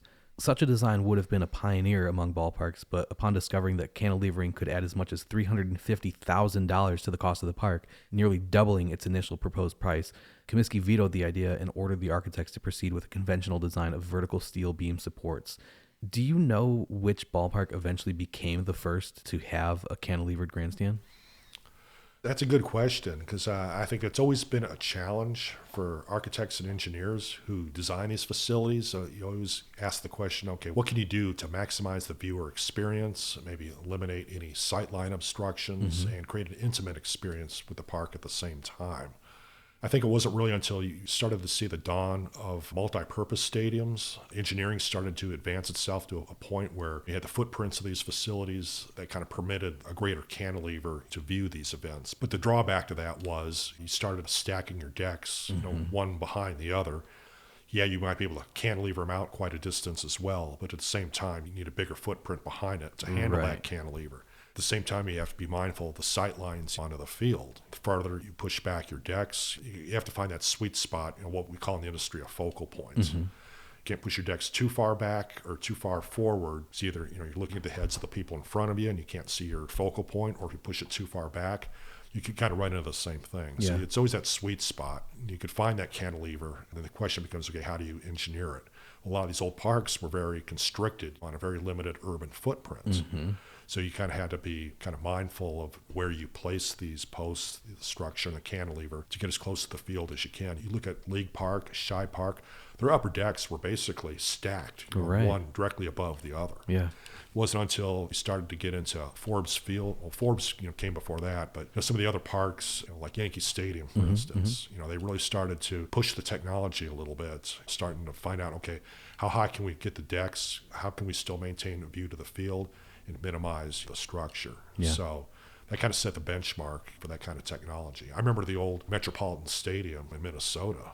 That was, by all intents and purposes, a multi-purpose facility. But I think to this day, thinking back on it, that probably had the biggest cantilever of all of sports at the time. I think the entire upper deck was free of posts, as it came out to the field. Of course, it had a very large open parking lot to build this. But at the same time, even though it was considered kind of a multi-purpose stadium, you still had a good view to the field. It's been said that the outfield at Comiskey Park was so huge because Big Ed Walsh, the White Sox leading pitcher at the time, accompanied architect Carl Vitzthum to Cleveland, St. Louis, and Pittsburgh to check out their ballparks in preparation of drawing the plans for Comiskey, and that Walsh was responsible for suggesting deep fences and cavernous power alleys to make it a more friendly park for him to pitch in. It's also been suggested that one of the reasons old Yankee Stadium was called the house that Ruth built was because the Yankees purposely created a short porch in right field, knowing that for the next decade, their left-handed power-hitting Babe Ruth was going to be pulling baseballs to right, and obviously the team wanted to turn as many of those fly balls into home runs as possible. So we've got the story with Big Ed Walsh in Comiskey Park. We've got the story with Babe Ruth in Yankee Stadium. Back in the early days of baseball, how much influence did the owners or the managers or even the way the rosters of the teams were constructed have in helping to shape the way a new ballpark was designed? There's quite a bit of influence, in my opinion. Although a lot of these earlier parks were confined by urban constraints, I think owners, given the fact that they purchased players, they were investments, so you knew you had a long-term outlook with whoever played for your team. So you're able to kind of have a better outlook as to how you could take advantage of their strengths, as a player. And one of those things was, okay, what can we do with the ballpark to take advantage of their strengths? In some cases, yeah, maybe the fences might be modified. Bill Veeck was notorious for that. Others, they might do some things with the grounds. If he was a particularly fast or slow player, they could cut the grass accordingly, to suit his speed. But the ability to manipulate fences, especially in some of these deep parks like Comiskey, Municipal Stadium, Cleveland was a good example of that. I mean, it seems like they're tweaking the fences every other year, or every year for that matter. I think Major League Baseball put in a rules. The only time you could actually tweak the fence, you can't do it mid-season anymore. And I think it's all because of what Bill Veeck did back in his days. But definitely, especially in the early days, the ballparks were often centered around the strengths of the individual players. Another thing that's really blown my mind when doing research about old ballparks is their construction costs and how quickly they used to be built. With Comiskey Park, for example, it was built in 1910 for $750,000. In today's dollars, that is less than $25 million. Globe Life Field, the new home of the Texas Rangers, which opened in 2020, cost $1.2 billion. That's 48 times more expensive than Comiskey. But not only that, it took years of planning and construction to build Globe Life Field. For Comiskey Park, architect Zachary Taylor Davis submitted his first design to Charles Comiskey on October 6th, 1909. Less than 8 months later, on July 1st, 1910, the White Sox played their first game there in front of 32,000 fans. But let's also not forget that 4 of those 8 months were winter in Chicago. So they didn't actually break ground until February 15th, but by mid-March, the foundation was nearing completion. How have things changed so drastically in each of those regards? Why does it take so long and cost so much today? That's a good question. I think construction projects these days, there's a lot more red tape, a lot of due diligence involved. Politically, they're very, in some cases, controversial. So I think just navigating the politics behind the whole thing, because that influences the site that you select, amongst other things. But a lot of those costs that you see is involved in a lot of due diligence work. Site work is a big component of that. And when you break costs down, they're often tied to other elements as well that serve the stadium, infrastructure costs, things like that. In the early days, you didn't really have much of that to deal with. Yeah, that's fair. That's a big challenge, I think we face these days as well. And I think a lot of it is the complexity, of the engineering as well. Globe Life Field, it's a retractable facility. That's a sizable percentage of cost. I think you look at any facility that has such an entity to it, definitely there's a premium to that. Las Vegas, for instance, with the A's building out there. Although it's a relatively small site, I think we're talking maybe 9 acres. It's going to be one of the more costlier facilities for Major League Baseball. And I think a lot of it has to do with the engineering behind it and trying to make that accommodation. I think we're also in unprecedented times. Coming out of COVID, you had a lot of supply chain issues.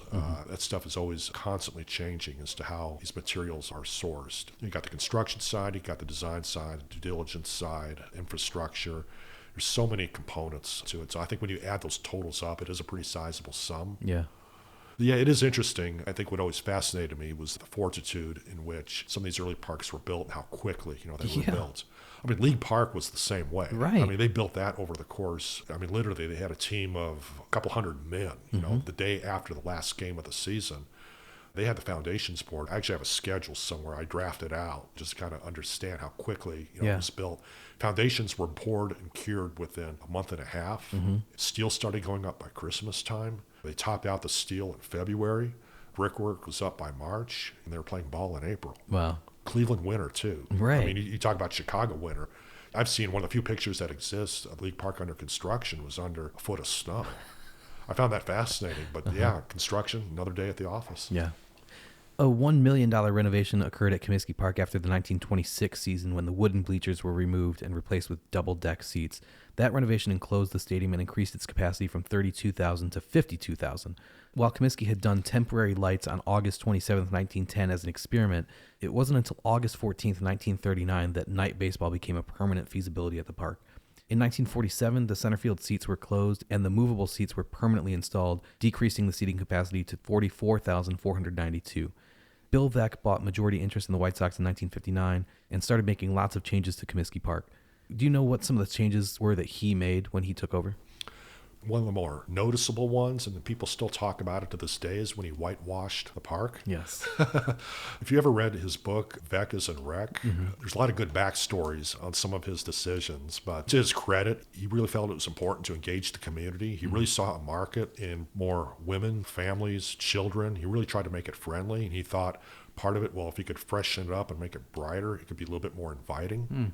The park was, how old would it have been at that time? We're probably looking maybe 50 years. Yeah, 1959, so it was 49 years old. Right. Yeah. So, yeah, a lot of the brickwork was starting to spall and starting to become a maintenance issue. And much like Crosley Field, they thought, well, let's go ahead and paint the park white, maybe cover up some of the defects. Maybe it'll be a little bit easier to maintain. Yeah. I think in reality, that's the real reason why it was done. I know that's why they did it at Crosley Field. I mean, it's kind of sad that they covered up the brickwork. I mean, I know with my work at Hamtramck and some of these other projects, if you could find a will, we retucked every brick in Hamtramck, and we took off all the old graffiti and replaced a lot of what was worn out. There's a premium to that, but those are some of your favorite details of those Yeah. spaces. I mean, with the Baseball Heritage Museum in the ticket office at League Park, the one part that is still standing, the brickwork is what makes that such a beautiful place. Otherwise, it's just a building. Right. But that brickwork is what turns it into a piece of art. yeah. And also, interestingly enough, the ticket office was also whitewashed for a period of time there too.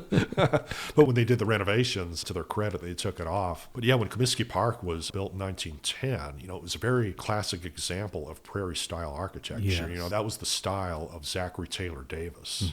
Frank Lloyd Wright. Right. You got the kind of linear elements, floating roofs, the brickwork.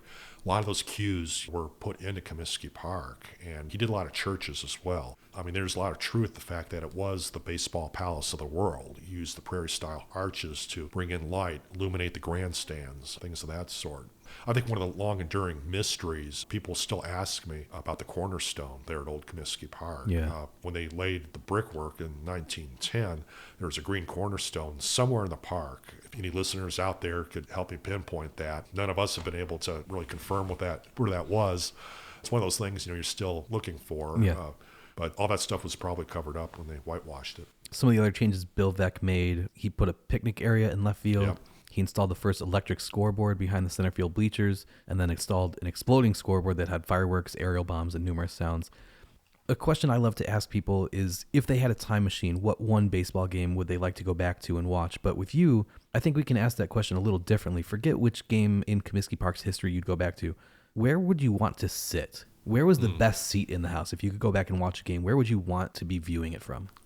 That's a good question, because I thought Comiskey Park actually, at least around the baselines, were very great seats. I think if you sat in the upper deck, maybe within the first 3 or 4 rows, anywhere between third base and first base, in my opinion, those were the best seats in the house. I mean, you were above the action. I'm sure it was relatively the same maybe at Forbes Field, given that the geometry of the grandstands pushed the diamond out a little further from the front of the grandstands. Comiskey Park was still relatively close. Home plate was still relatively close, to the backstop. So when you sat in some of those first rows in the upper deck, you were above the action. Yeah. And so, yeah, if I were to go back and watch a game, I'd go there.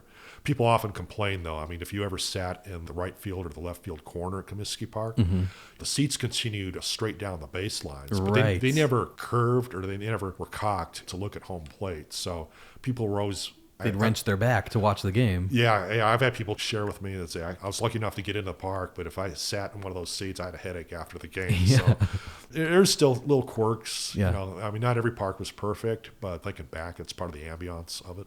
And the size of the seats. When those seats were put in 1910, the average person wasn't as big as they are today. So Yep.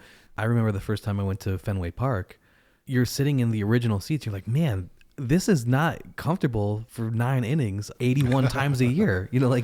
Those little changes too. Back in those days, though, a lot of the old ballparks have permanent residents for groundskeepers.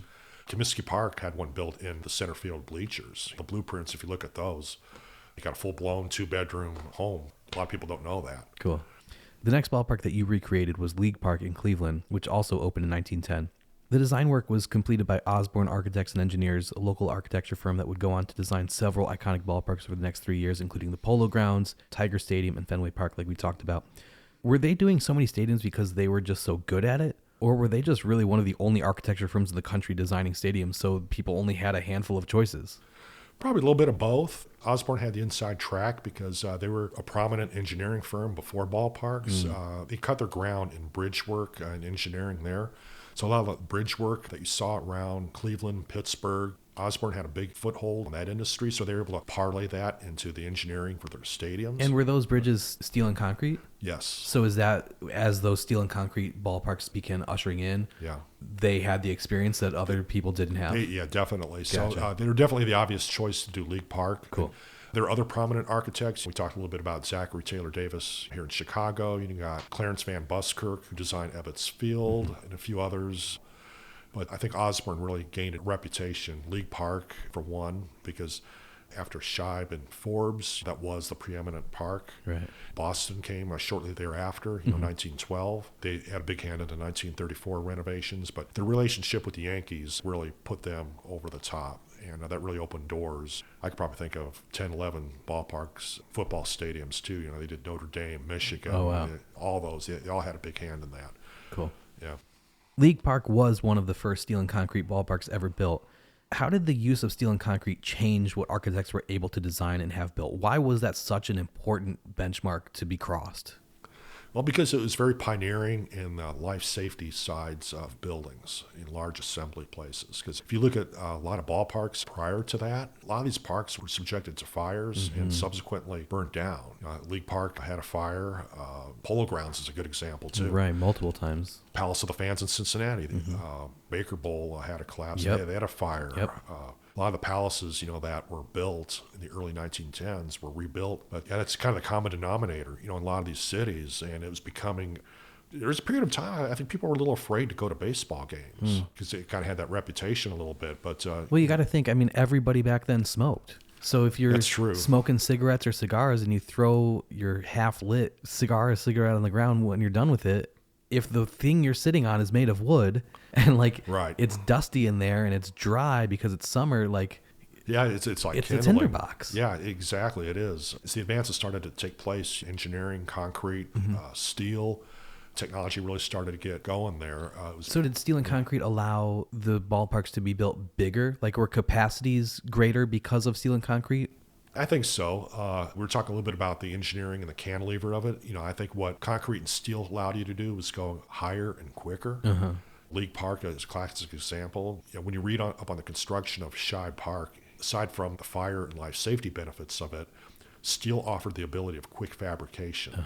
Bethlehem Steel, for instance, they fabricated a lot of truss work that went in probably half of the ballparks around the country.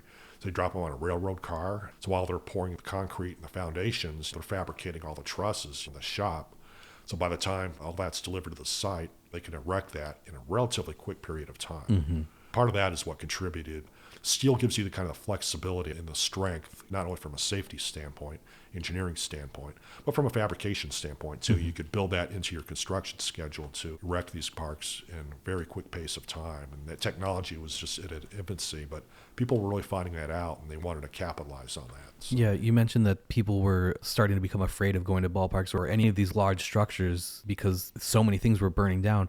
I've got a collection of old postcards, and specifically one of my areas of focus is Hotel Sinton in Cincinnati, which is where the Chicago White Sox stayed during the 1919 World Series when the games were in Cincinnati. So that is where the team decided once and for all, we're going to throw the World Series. It happened at Hotel Sinton. The hotel that they stayed in was rebuilt with steel and concrete because the previous version of the hotel on that same plot of land burned down. And so I've got old postcards from the first year of the new Hotel Sinton where they made a huge point to say this is fireproof. This building is fireproof because it's steel and concrete. You don't have to worry anymore. This building is not going to burn down while you're staying here. Come on out. So yeah, I think that was a huge concern of a lot of people. I don't know if I go out in public, am I going to die in a fire because everything is burning down? Yeah, Chicago had that reputation too. A theater downtown, a lot of lives were lost. And I think that really had an evolution as to the way cities approached their fire codes. Yeah. Anytime you're dealing with mass entry and exit of a large amount of people. Right, like we were talking about. Safety really was taken to another level when these new ballparks were built. I think that was really an era where people really started to be cognizant of not only how people view the games, but for the safety of the spectators as well. And I think a lot of those fires also informed the current building codes that we have to this day. Yeah. The front edges of the upper and lower decks of League Park were vertically aligned, bringing the front rows in the upper deck closer to the action, but those in the back couldn't see much of foul territory. The new park seated over 18,000 people, more than double the seating capacity of its wooden predecessor. What kind of architectural style would you say that League Park was? If Comiskey Park was prairie style, what was League Park? I think it was kind of a federal style almost. I mean, it was they really capitalized kind of on the context in the neighborhood. Osborne, they handled a lot of the engineering, but they enlisted a young architect named Frank Mead. He was a very prominent Cleveland architect. He was pretty young at the time. He was a rising star in the industry, and he's responsible for articulating the facade of League Park. So he partnered with Osborne to come up with that concept, and he ended up doing a lot of prominent buildings, around the Cleveland area. Osborne was kind of the engineers, but like you see these days, you might enlist somebody to kind of handle the streetscape elements of the ballpark as well. But it kind of goes back to the mystery of what the ballpark looked like maybe on Linwood and the neighborhood. You got the Cleaners at Caddy Corner across the street there. You got the Dunham School across the street there at Lexington that was there at the time. So there's some precedent there that helped inform the architecture vocabulary at League Park. There are examples of parks whose dimensions were forced onto them thanks to the plots of land upon which they were built. Everyone knows about the Green Monster in Fenway Park, but not everyone really understands that it's there because Lansdowne Street runs directly behind the wall and that the Red Sox just didn't have any more land available to make left field deeper. That same thing happened with League Park, though, just flipped, with Lexington Avenue forcing a short distance to right field. So how did Cleveland make it difficult to hit home runs to right field despite the fence being only 290 feet from home plate? Now, given the short distance, the only other thing you can do is go up. You look at some of the other parks, Ebbets, even Shibe Park, they had very short right field lines. League Park was noted for its very high fence, but League Park was very unique in a way. Like at Ebbets Field, you had the beveled wall in right field. Players had to play off that. League Park had its unique wall construction where players had to modify their game to play off that as well. You didn't have the beveled base like you did at Ebbets, but you had a series of beams, that held up the structure where, oddly enough, they were facing the inside of the park. So anytime a ball would hit it, you had no idea where it was going to go. So more often than not, if you played a game at League Park, you had to have both your center fielder, your right fielder, play the ball and not knowing who's going to field it. So it's all part of the unique strategy when it came to learning how to play in those old facilities. Yeah, one of my favorite tidbits that I wish more people knew is that Joe Jackson's nickname, the place where triples go to die, watching Field of Dreams as a child, so I'm 7, 8 years old, all I knew Joe Jackson was the left fielder for the Chicago White Sox. Nobody hits triples to left. So to me, that nickname never made sense. The place where triples go to die, nobody hits triples where you play. So yeah, of course they all die there. But he got that nickname in Cleveland when he played right field. And the nickname was impressive because, like you just said, right field in Cleveland at League Park was such a difficult position to play because nobody knew where the ball was going to go once it hit the fence. And almost every ball that went in the air to right field was going to hit the fence because it was so close. So the fact that he was so fast that he could get to any ball, he had a cannon for an arm, and he could know, based on his experiences playing in right field, if the ball's off the bat at this angle, it's probably going to bounce this way. It's going to carry him this way. Like, all of those things put together made him a great right fielder, and that's where he got the nickname, the place where triples go to die. To me, knowing that is like, oh, okay, it was a super impressive nickname. It wasn't almost like a jokingly derogatory nickname. It was a serious thing and a great praise that he got this nickname playing right field at League Park in Cleveland. Yeah, it's interesting. The players that often played in these parks got their monikers based on not only the team they played, but really in the environment in the park that they played often influenced their names. Yeah. It's interesting to me that at some point it turned from, we have to make our field's dimensions weird because we're shoehorning the stadium into a specific plot of land and this is the only way it fits, into we are actively choosing to make our home field's dimensions weird because we want our ballpark to be specifically advantageous to the roster that we have constructed or because we're referencing an older ballpark. Especially as the new trend emerges where teams are building stadiums away from city centers on huge open plots of land so they can build up the businesses around the stadium, which the team then owns. How do you think people will look back on those types of stadiums 100 years from now? Will they be remembered with the same fondness as places like Ebbets Field or the Polo Grounds or League Park or Comiskey Park? I think the honest answer to the question, I'd like to say yes to a lot of those because, as I alluded to earlier, even though we have a whole new generation in the last 30 years that have experiencing these facilities that have been built, people are still building their memories on it. I think a lot of it just has to do with the experiences that you had. I think one of the reasons why Yankee Stadium, even Ebbets Field, have been so endearing all these years because the Yankees won so much there. Yeah. They're such a part of the culture and the fabric of New York City.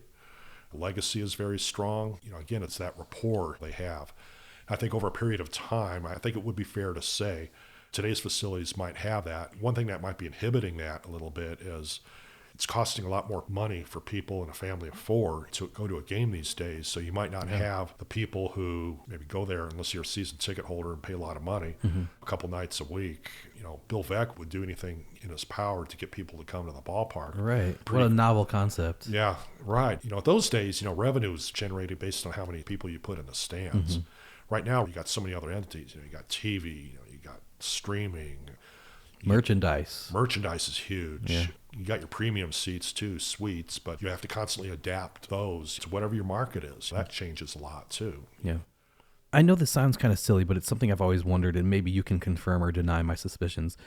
When ballparks were built in the early 1900s, the average length of a game was less than 2 hours, and it wasn't really the goal of a stadium to sell as much food and drink to the fans as possible like it is today.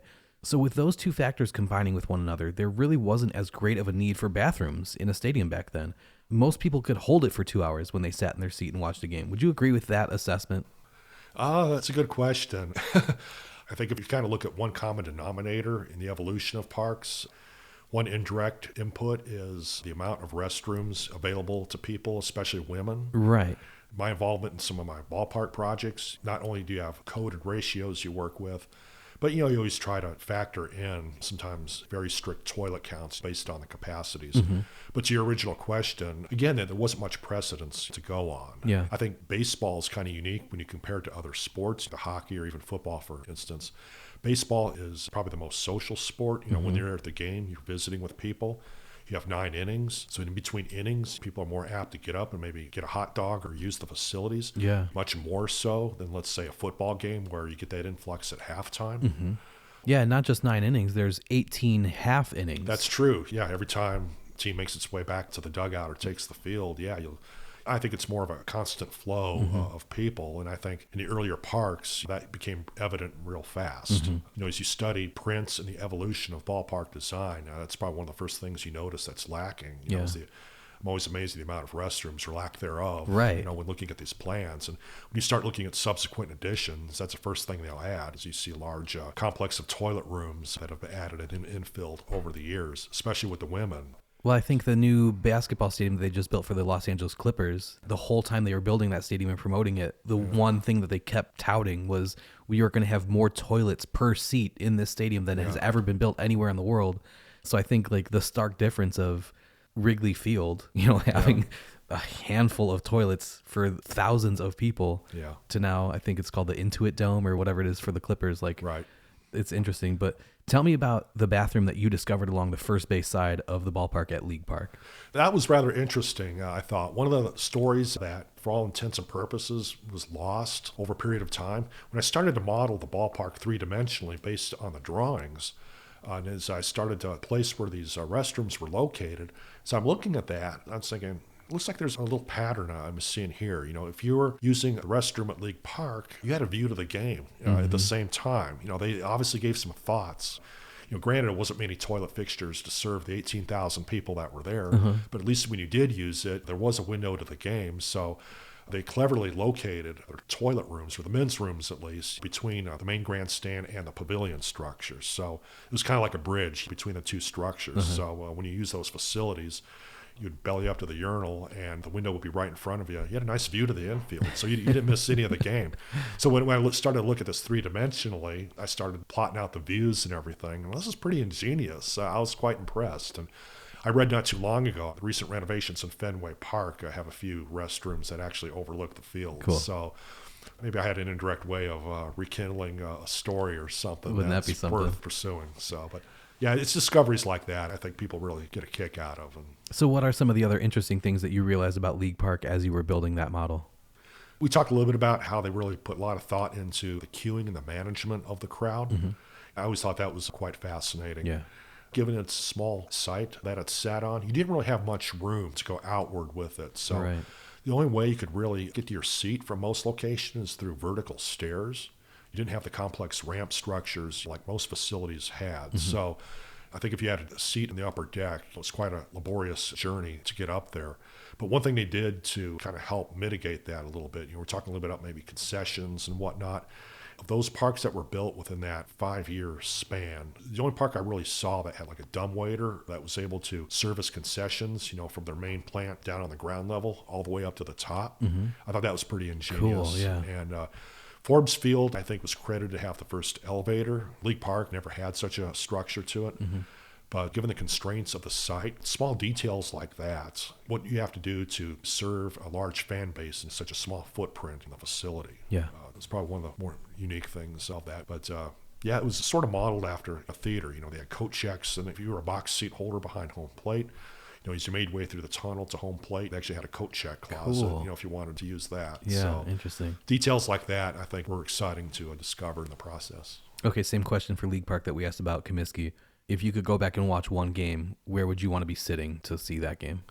I think for me, the fun part there would be either on the first base or the third base side, right next to the dugouts. So if you're familiar with the box seat layout at League Park, the box seats, like around third base, kind of kicked its way inward to where the front of that box seat was actually in front of the dugout. So if you look 90 degrees, you could look into the visitor's dugout and heckle them pretty good.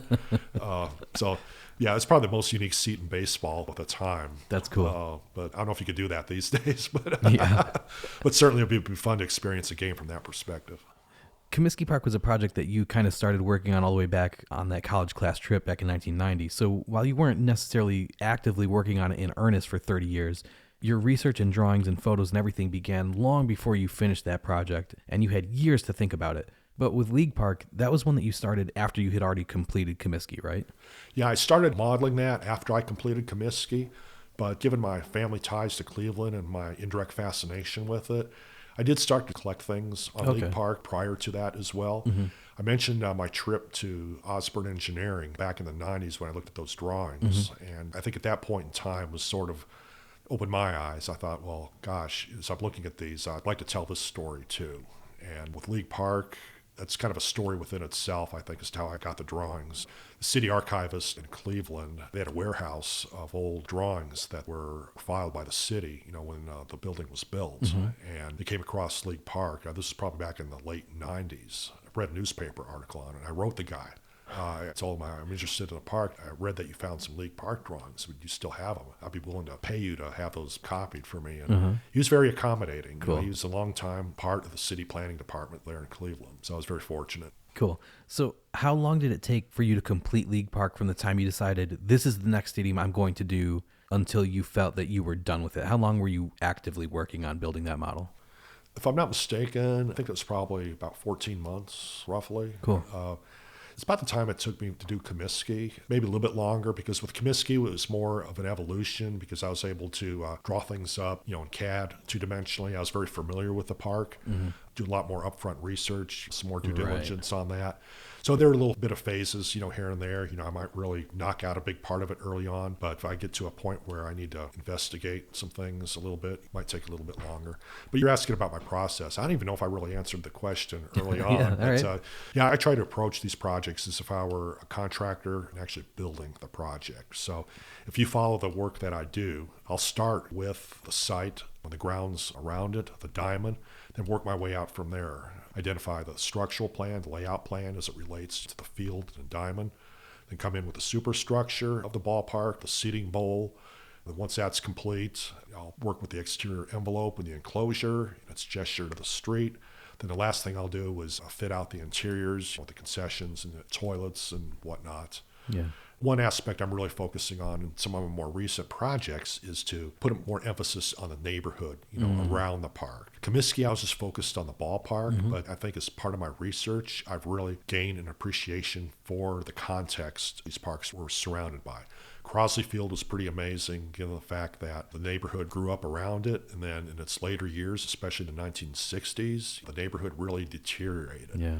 You look at any aerial view of Crosley Field in any given year, I'm always amazed how different the buildings look from one year to the next. Yes. You talk about a neighborhood that's changed and that was impacted by the ballpark. or in some cases the other way around. Crosley Field was a good example of that. Totally. You've been partnering with the Baseball Heritage Museum in Cleveland to develop an interactive exhibition of League Park, and in 2024 you spoke at a SABRE meeting for the Cleveland chapter, which was held at League Park. The transformation of that plot of land has been nothing short of amazing, thanks to the city of Cleveland and a handful of groups leading the way. Does the fact that you've digitally recreated that stadium exactly as it was originally built, and knowing that those plans being modernized and available means that technically someone could come along and rebuild that stadium right where it once stood, is that infuriating to you that we can't then take that to the next step and make it happen? I often think about that. I think it'd be pretty cool to do that. It'd be kind of tough. We were talking a little bit about today's bureaucracy and the costs, And when it comes to building it.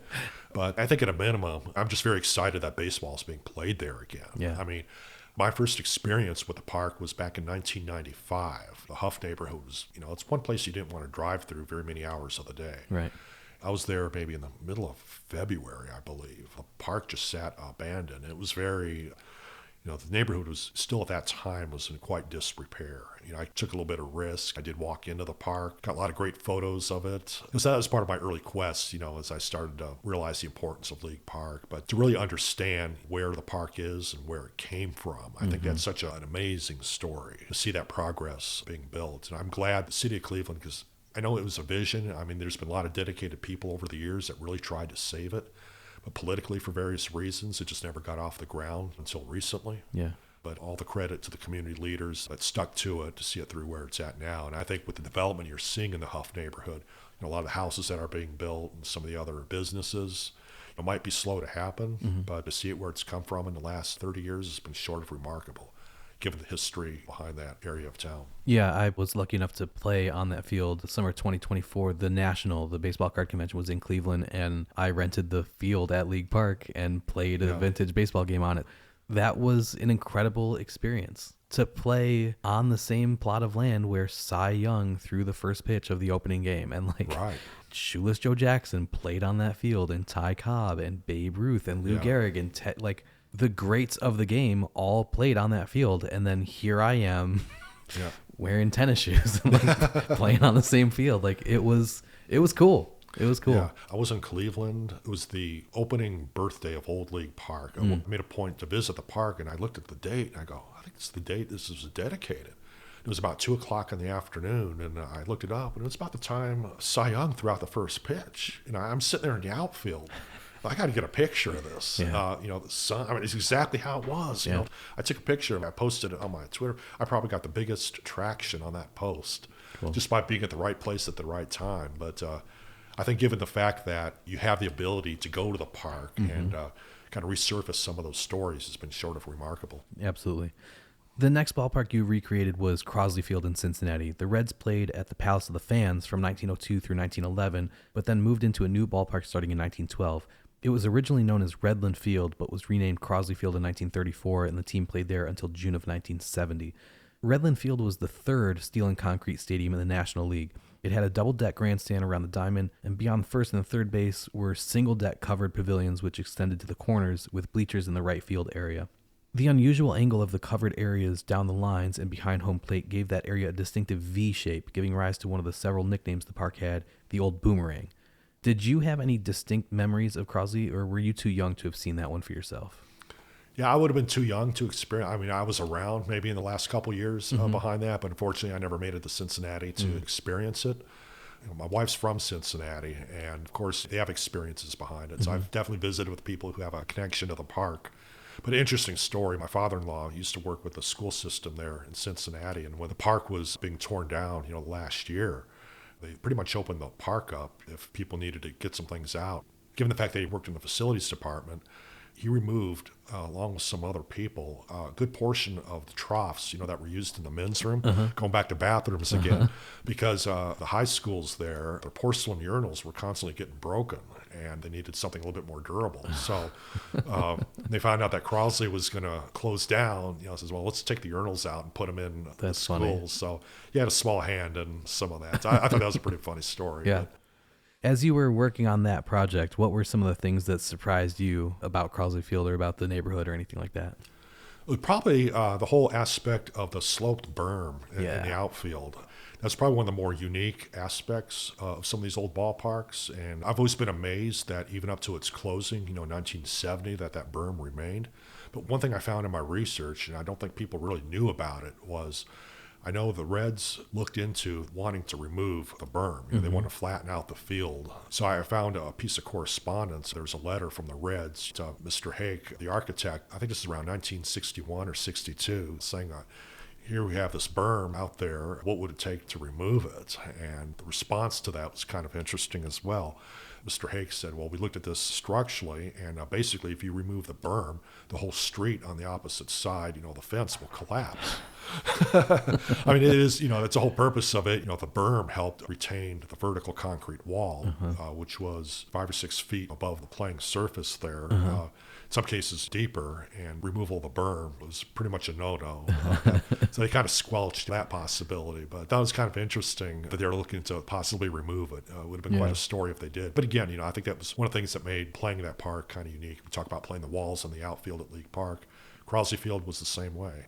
Another aspect of Crosley I thought was rather interesting was it kind of sits in a ravine almost. So if you're walking down Finley Street on the front side of the ballpark, you're actually 16 feet above the playing field. Yeah. So as you walk into the park, you're kind of at that elevation. You have to kind of walk down to your seats, down to the field.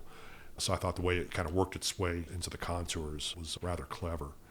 Much like many ballparks, when they added on to their box seating, the original box seating in the front face of the lower deck was probably 90 feet from home plate when the park was built. And over the years, like most parks, when they added box seats down on the field level, they brought fans closer to the field and added more seats at the same time. What was interesting at Crosley was the old 1912 dugouts. They're still there, but they're buried under the box seats. So what players would do, you got new dugouts and everything with the renovations, but it would get so hot there in the summertime, they would go into those old dugouts, which were like vaults, use it to cool off, in between innings, or maybe grab a smoke or something like that. Interesting. I think they put a toilet in there or something as well. But, it's kind of funny. You see a lot of these old things that were lost over time. Yeah. For most of its 58 years, Crosley Field was nestled into the surrounding neighborhood. Most fans entered the ballpark through the main office building on Finley Street or at the right field pavilion. The bleacher area had a separate entrance off Western Avenue. For those ballparks that became an integral part of the city's fabric, what was it that made it so? I think it was a community gathering point, and how integrated it was with the neighborhood. I mean, it was very pedestrian oriented. So I think that's one aspect, like Crosley, for instance. Automobiles certainly had a big impact, probably more so in Crosley compared to other parks. But there was a period of time, where there was a lot of residents that were built up around there. They had that ability to physically interact with the neighborhood, in the park. And especially up until the 1950s, a lot of parks, especially in the South, you still had segregation. You still had minorities sit in the outfield, like at Rickwood Field, for instance. Same thing there. Yes. And I think you kind of see how these baseball parks accommodated society at the time, not only with the neighborhoods, but the people that used them. One thing I found interesting looking at some of the old blueprints I've come across, they had designated black and white bathrooms, black and white water fountains. I think Rickwood was one of them. Patterson Field of Montgomery maybe was another.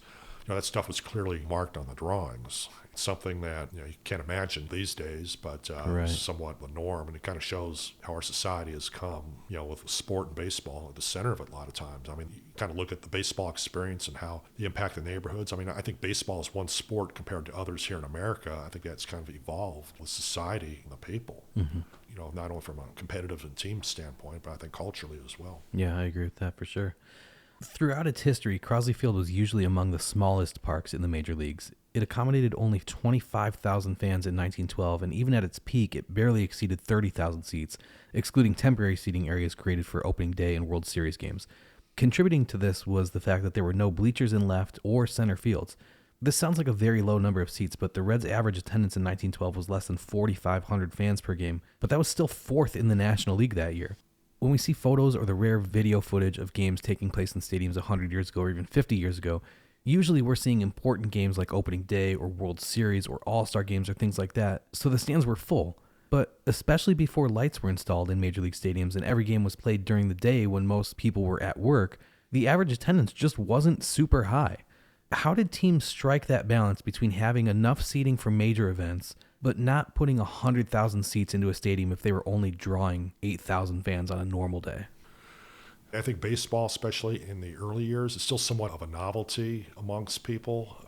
People kind of saw it as maybe entertainment. And so much like going to the theaters, a baseball game was kind of the same way. And being in its infancy in the communities, you're still kind of building up a fan base. Franchises were folding up all the time. You had different leagues. I think it wasn't until Major League Baseball really took a foothold, as these stadiums started to grow in the early 20th century, that you started to see more of a constant usage amongst the fans. It was always a challenge in the early years, aside from important games, to put people in the stands. I mean, people always had to think outside the box to bring people in. That's why Bill Veeck was kind of a revolutionist in that area. Not many women attended games, but I think shortly thereafter, you started to see owners being creative, like offering women's days or businessman specials, things like that, to put fans in the stands and make it more of an experience. But again, I think it kind of goes back, when you look at what informs the design of the ballpark, you still kind of look at the community and the people in which they use. League Park, for instance, they had the benefit of the railroad lines by it. So I think you really had to factor in, okay, how many people take public transportation? But the automobile changed all that. And by seeing those changes in society, in this case the automobile, much like the neighborhoods around them, that really informed the attendance and how parks and teams reacted to these cultural shifts. You see that reflected a lot. The Reds became the first team to play a night game when they turned on the lights against the Phillies on May 24th, 1935. When stadiums were adding lights to existing structures that had originally been built without the intent of having lights, what do you think their biggest challenge was? Since a lot of these parks were urban, a lot of accounts that I read was that there's a fear that the lights would impose, maybe on the neighborhoods, kind of the light pollution associated with that. You got the infrastructure challenges with that. And I know there was a lot of pushback between various owners, and I think even Major League Baseball to a certain degree. It's kind of questionable whether or not people would come to night games. It's still kind of a new concept. Going back to Bill Veeck, back in his earlier years when he worked with the Cubs, when his father was an executive there, Bill Veeck actually took a patent out on retractable lights because he was trying to push lights in Wrigley. I'd love to find that patent, and see what he was thinking. Yeah.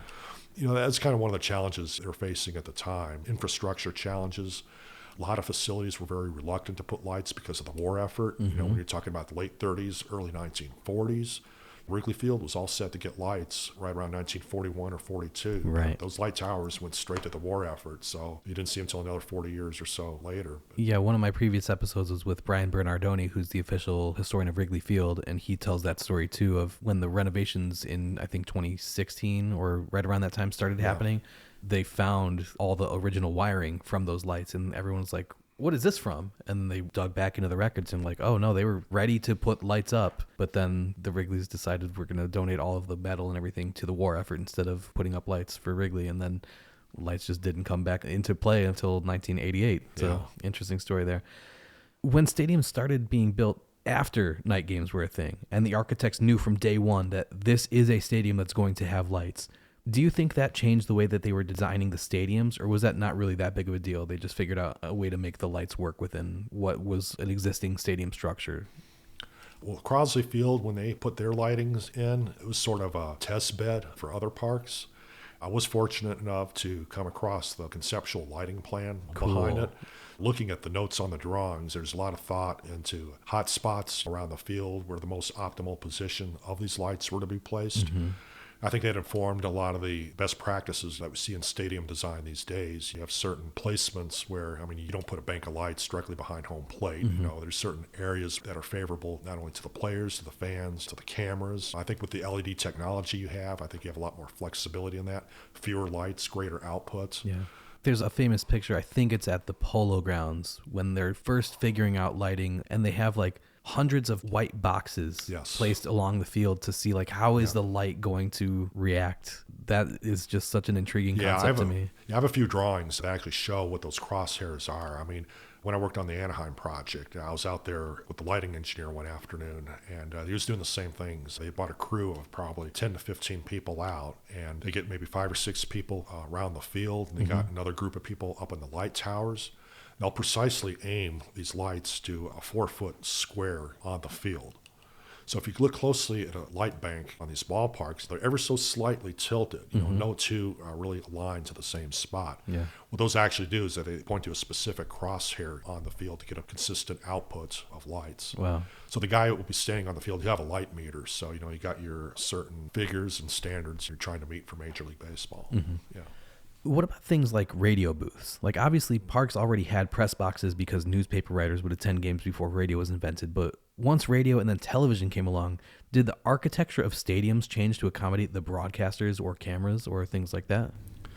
Yeah, that was definitely a large, I would say, evolution point. But when you kind of look at demarcation points in ballpark design, I think the introduction of electronic media was a big transition point. Not only in the way people experience games, but the way it was integrated into the ballpark. Most parks built in the early 20th century didn't have much in the way of press facilities. Not much in the way of writing press, radio press. Then it wasn't until the 1930s TV outlets. Even at that time, most TV and film was regulated to a few platforms where people would film footage for newsreel purposes. Right. Anywhere where you could accommodate media and press was always an afterthought. They were always looking for creative ways to integrate press boxes. I know, like if you look at Crosley Field or a lot of these old parks, anytime like a World Series or an All-Star game, one of the biggest challenges they face is how do you accommodate the media in those early days. So you look at the roofs of these ballparks, they'll scab on 3 or 4 rows of writing press all the way down the baselines to cover these games on a national scale. I've got drawings of League Park showing how they were planning to put press boxes in there for the 1920 World Series. I don't think that was ever built, but I have the drawings for it. Cool. Which is pretty cool to look at. The transition in media and what that brought to the game, I think that really opened the owner's eyes as to how, okay, what do we need to do to these ballparks? When the multi-purpose stadiums started to come along, they were designed with television and media in mind. But I think the interesting aspect of press and media facilities and how they were kind of integrated or scabbed into these facilities. You look at Ebbets Field, you got a large press box up in the rafters. And it's a pretty common tactic. I mean, it's the only way you could really do it. Right. And I think as technology started to evolve with live broadcasting, some of the early live TV and baseball, you probably had 2, maybe 3 at the most camera angles. Right. I don't think it wasn't until late 50s where they started to put the cameras in the center field. A lot of those shots were behind home plate at the time. Or maybe behind third base, something along those lines. So there's always a constant push to kind of figure out what that is. All right, same question for Crosley Field that we've talked about with Comiskey and with League Park. You can go back and watch any game in Crosley Field's history. Where would you want to be sitting to get the best view in Crosley Field? I think a fun spot would have been in that little patch of box seats directly behind home plate. Because we were talking about how Crosley Field was alluded to as the old boomerang. So with its boomerang shape, you had a large distance between the backstop and home plate. So it wasn't until 1956 or 57 they came in, they added that flat area of seats to kind of close off the distance between the old box seats and home plate. So it went from 90 feet to 65 feet, which is somewhat normal, I think, for parks. But I think it would have been a cool spot to sit there, watch a game. Ronnie Dale, the organist at Crosley Field, I think one time he had his organ positioned right there in that same area. Cool. You watch the game, you could have the organist right next to you. That would be fun. I know for a period of years there, I think it's maybe one season in the mid-'60s, the Reds experimented with a plexiglass as a backstop behind home plate. Interesting. So, kind of an interesting experience to sit behind that, hear the crack of the foul ball. I don't think that lasted very long. I give him credit for some of the out-of-the-box thinking, but nevertheless, I thought it would be a good spot to watch a game. The next stadium you decided to recreate was Ebbets Field. Dodgers owner Charles Ebbets acquired the property to build the stadium over several years, starting in 1908, by buying lots until he owned the entire block. Construction began on March 4th, 1912. The cornerstone, a piece of Connecticut granite that held newspapers, pictures of baseball players, cards, telegrams, and almanacs, was laid on July 6th, 1912. I love that tradition of using the cornerstone as a time capsule. When Ebbets Field was demolished, did they recover the things that were left in that time capsule originally? Unfortunately, when they attempted to recover those documents, the box that was set into the cornerstone wasn't sealed 100%. So I have a picture somewhere, when they extracted the stone that day, they took a big hammer to try to break it apart, get to that time capsule. But they finally got it open. But the papers, there were postcards. I think all the players at the time signed postcards and put them in there. Some things about the ballpark, maybe a dedication program or something. But unfortunately, all that was lost to the elements over time. It was kind of sad. I like the idea of the time capsule, but unfortunately, If you go to the Hall of Fame, you can actually see the cornerstone, which is on display. It's got a big section out of it. When they tried to hammer it out, you get to the cornerstone, a big chunk of the cornerstone was chipped off. So, yeah, if you ever see it in the Hall of Fame, that's the backstory behind that. That's funny. Newspaper coverage in the spring of 1913 was filled with glowing praise about the new park, calling it a monument to the national game and predicting that it could last 200 years. The actual lifetime turned out to be 47 years, but that's something I've always wondered. When you look at the Coliseum, for example, like we talked about before, it was built 2,000 years ago. And not that it could host a major sporting event today, but the fact that it's still standing is insane. Ebbets Field was one of several historic Major League ballparks demolished in the 1960s, but more mythology and nostalgia surrounded that stadium and its demise than probably any other defunct ballpark. Who were the architects of Ebbets Field? Yeah, the architect was Van Buskirk out of New York City. And he had a pretty good relationship with Charles Ebbets. Again, much like these other ballparks, sort of a new structure. And looking at some of the early versions of his work, you can kind of see the evolution, in the process to do it. I don't think he made a name in ballpark history like some of the other companies like Osborne, for instance, but certainly his legacy is imprinted as sort of the indirect standard of what the classic ballpark should be like. You know, some unique architecture elements like the rotunda, as you walk into it. Much like the other ballparks we talked about, the decks stacked up right on top of one another. You had large provisions for office, media. Everything was housed out, the stadium. Eventually the Dodgers outgrew all that. But the clubhouses were state of the art. When you look at that span of 4 to 5 years, it was definitely an arms race where one franchise wanted to outdo the other. Yeah. Cleveland did it with League Park, and then you had Fenway Park in 1912, and then Tiger Stadium, and then Ebbets Field. All within a 4 or 5 year period. It was a boom. Yeah. But yeah, it's interesting to kind of see the different aspects. And when you look at maybe some of the approaches that some of these different architects like Van Buskirk or whoever, their thoughts compared to maybe what Osborne did. I could look at a ballpark and I could tell you if it's an Osborne Park or if it's an HOK Park or wherever. There's certain aspects or I would say trade secrets, but there are certain things that I think are signatures, that to a seasoned eye, you can note those differences. Yeah. For as storied of a ballpark as Ebbets Field was, in Brooklyn, New York, with 1 million newspapers and photographers and journalists and celebrities, you'd think that there would be an insane amount of photographs and documentation preserving the memory of every inch of that building. But it's actually been very hard to find photos of the rotunda at Ebbets Field. Why do you think that is? Were you able to find any really nice photos of it? I did. I was very fortunate. I did find a few. The Hall of Fame actually had a couple that I thought that were very insightful. They had some nice shots of the interior. Unfortunately, it was during the demolition process, but you're able to see a lot of the details that were a part of it. A few reprinted from newspaper articles. That's really about the extent of it. I think you do bring up a good point. It is kind of odd that, given the media at the time, there's not more photos of some of these areas that you would think. There are a ton of field photos, but, at the time, when you visit these parks, number one, people didn't have cameras on them all the time. Number two, you don't go to the park and photograph the interior of a rotunda. I think that's different, though. Like, if this were some random ballpark in Iowa in the 1940s, sure. But we're in New York City. Yeah, I think, you totally think. I spent a lot of time going through Getty images, like old newsreels and things like that. Yeah.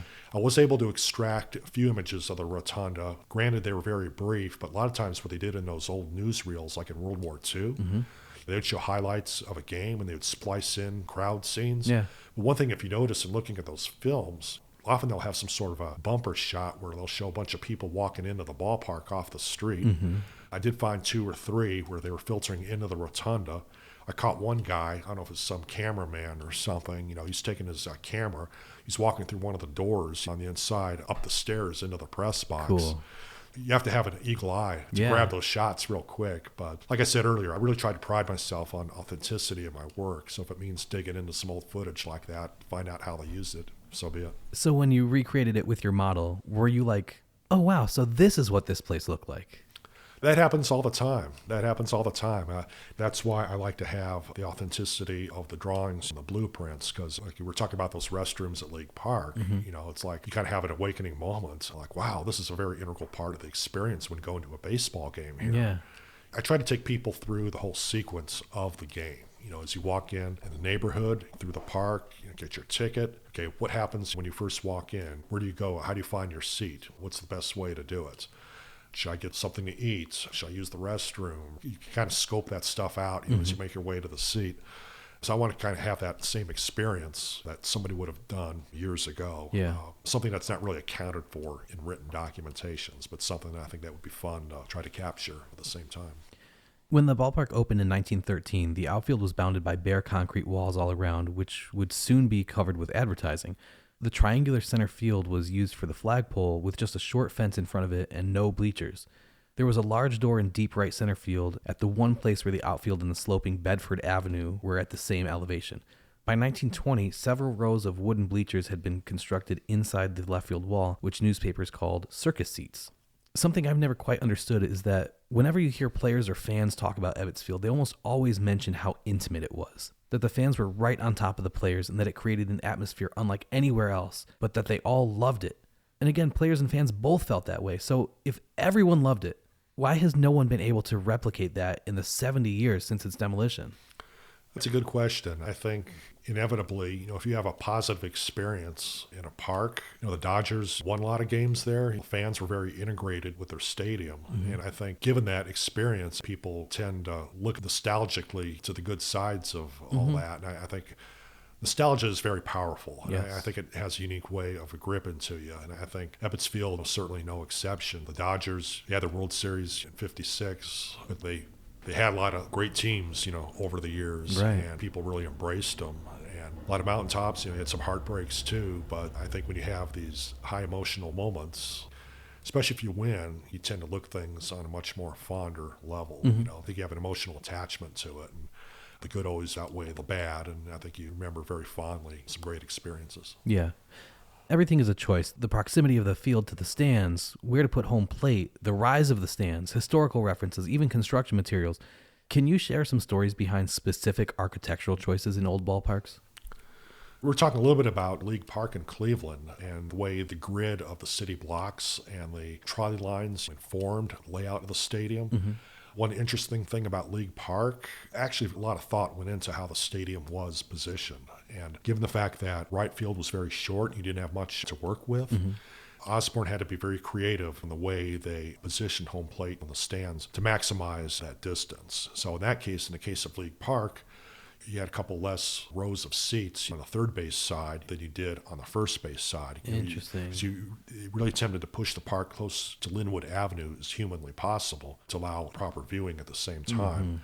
That's why all the clubhouses and a lot of the back of house stuff was located on the first base side rather than the third, because you had that limitation, that didn't quite allow that. So there's definitely some thoughts as to the way the park was positioned on the field. Of course, in the days before lights, when games were played during the day, you got the sun angles, which are very important. You always kind of have that certain range where you position the diamond, where you have center field kind of facing northeast most optimally. Certainly there's been exceptions over the years, but that's always a factor. Going back to League Park, to get people to the upper deck part of the seats, you had to rely on the stairs. As more land became available on some of these other stadiums that were being built, you kind of had to be more cognizant of how you move people in and around the stadium. Lessons learned to make the fan experience much more comfortable. I think we're very unique, and it's always been fascinating when you look one ballpark to the next, the evolution of those ideas. This isn't an architectural choice, but red paint was the cheapest at the time that a lot of these old ballparks were made. So many ballparks were painted red, especially the seats on the inside. It was an economic choice rather than an aesthetic one, but it was certainly a deliberate choice to paint Hilltop Park red and Westside Park in Chicago. At a certain point, though, it went from stadiums being red inside to stadiums being green inside. When you were working on the Ebbets Field model, what were some of the things that surprised you, whether it was architectural choices or some of the things that you saw inside the stadium? With Ebbets Field, we were talking quite a bit about the integration of media and press. I think Ebbets Field was one of the earlier parks to really make those accommodations. And I always thought it was kind of interesting, how they positioned the press box, their media. You had a series of small boxes underneath the upper deck. Right. But at the same time, you had to be cognizant of the large number of press that were starting to cover Dodgers games, at the time. How do you get them to their press box? Things like that. Ebbets Field had a very unique series of catwalks to be able to accommodate that. And, fortunately, compared to some of the other ballparks, they actually had room underneath the stands to build a pretty substantial series of press boxes. Then you had that one large one underneath the home plate roof. To get to that, I thought was kind of interesting, talking a little bit about the evolution of TV and whatnot. I think Ebbets Field really put a lot of thought into some of the early ways media handled ballpark design, how they integrated with the ballpark themselves, when not necessarily they were a part of the initial planning process. So like some of the architecture elements in Ebbets, when you look at those T brackets, that run along the front of the grandstands, it's kind of a signature architecture element. You look at any picture past 1920, you see those brackets. Right. The reason for those is there's actually a structural reason for it. When they added on to the box seats in front of the upper deck, they had to reinforce and add some additional truss work underneath those stands. So they made it a lot deeper. So to cap the front off of those trusses, you had to fabricate these real distinctive T's to support all that new seating. Interesting. It's fun when you try to put on your engineering hat and you kind of figure out some of these stories behind that. According to The Greatest Ballpark Ever, Ebbets Field and the Story of the Brooklyn Dodgers by Bob McGee, Saul Leisner was assigned to auction off Ebbets Field, both the structure and its contents, on April 20th, 1960. Leisner began the auction at 11:15 a.m. by climbing an 8-foot ladder and holding a gavel. Estimates were that over 500 people gathered around the marble rotunda. Locker room stalls, benches, team banners, seats, bricks, bats, caps, team photos, balls, and the brownstone cornerstone of the stadium were included in the items for sale. Leisner stated that it was the saddest day of his life, and it was a difficult task for him as he had been a faithful fan of the Brooklyn Dodgers and was heartbroken when the team relocated. Modern stadiums are built so much so around the fans' experience and to elicit specific emotions from their visitors, whether it's by having museums in the stadium or gift shops or strategically placed concession stands. Was that something architects thought about in the early 1900s when they were building the stadiums you're digitally recreating now? Like what emotions their stadiums and structures were evoking? I think it kind of goes back to the philosophy of Zachary Taylor Davis. I think the philosophy of the fan, and maybe to the community to a certain degree, these were kind of like churches for the community, or cathedrals to the sport, palace of the fans. I think that was kind of the intent, to capture the emotion in a spiritual sense with the places in which you view sports. And having those kind of emotions early on, I think was always important. I think Zachary Taylor Davis was successful, in that regard. I think he was able to express that in his architecture to the community around that. And over a period of years, the experiences grow organically. You have a spiritual attachment, emotional attachment to the parks of your community, and certainly it's a good example of that. Yeah. All right, same question for Ebbets Field that we've done for the previous three. You can go back and see any game at Ebbets Field. Where do you want to sit to watch that game? A fun spot in Ebbets Field would probably be down the right field line a little bit, maybe close to the Dodgers bullpen. They had very small bullpens. The foul territory was quite small. Yeah. There's a lot of action going on down there. With the short right field line, you could watch Duke pop one out right in front of you. You wouldn't be all that far away from it. Nice perspective of the field. You're kind of in line. The scoreboard, right there. Great view of the game. Any one of those box seats down the line, so I think would be a great spot.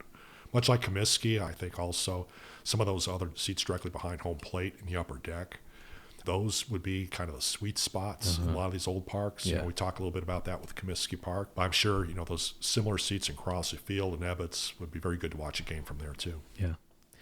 Did any of the architects of the old ballparks leave writings behind where we can get inside their heads and learn what they were thinking and trying to accomplish? Or are there things that we can infer from studying their designs? I think a lot of that comes through studying the blueprints and kind of the way they present the documentation. In my case, being an architect, I could derive stories from looking at the blueprints. Some people would look at it and just say, hey, it's a construction document, which technically it is.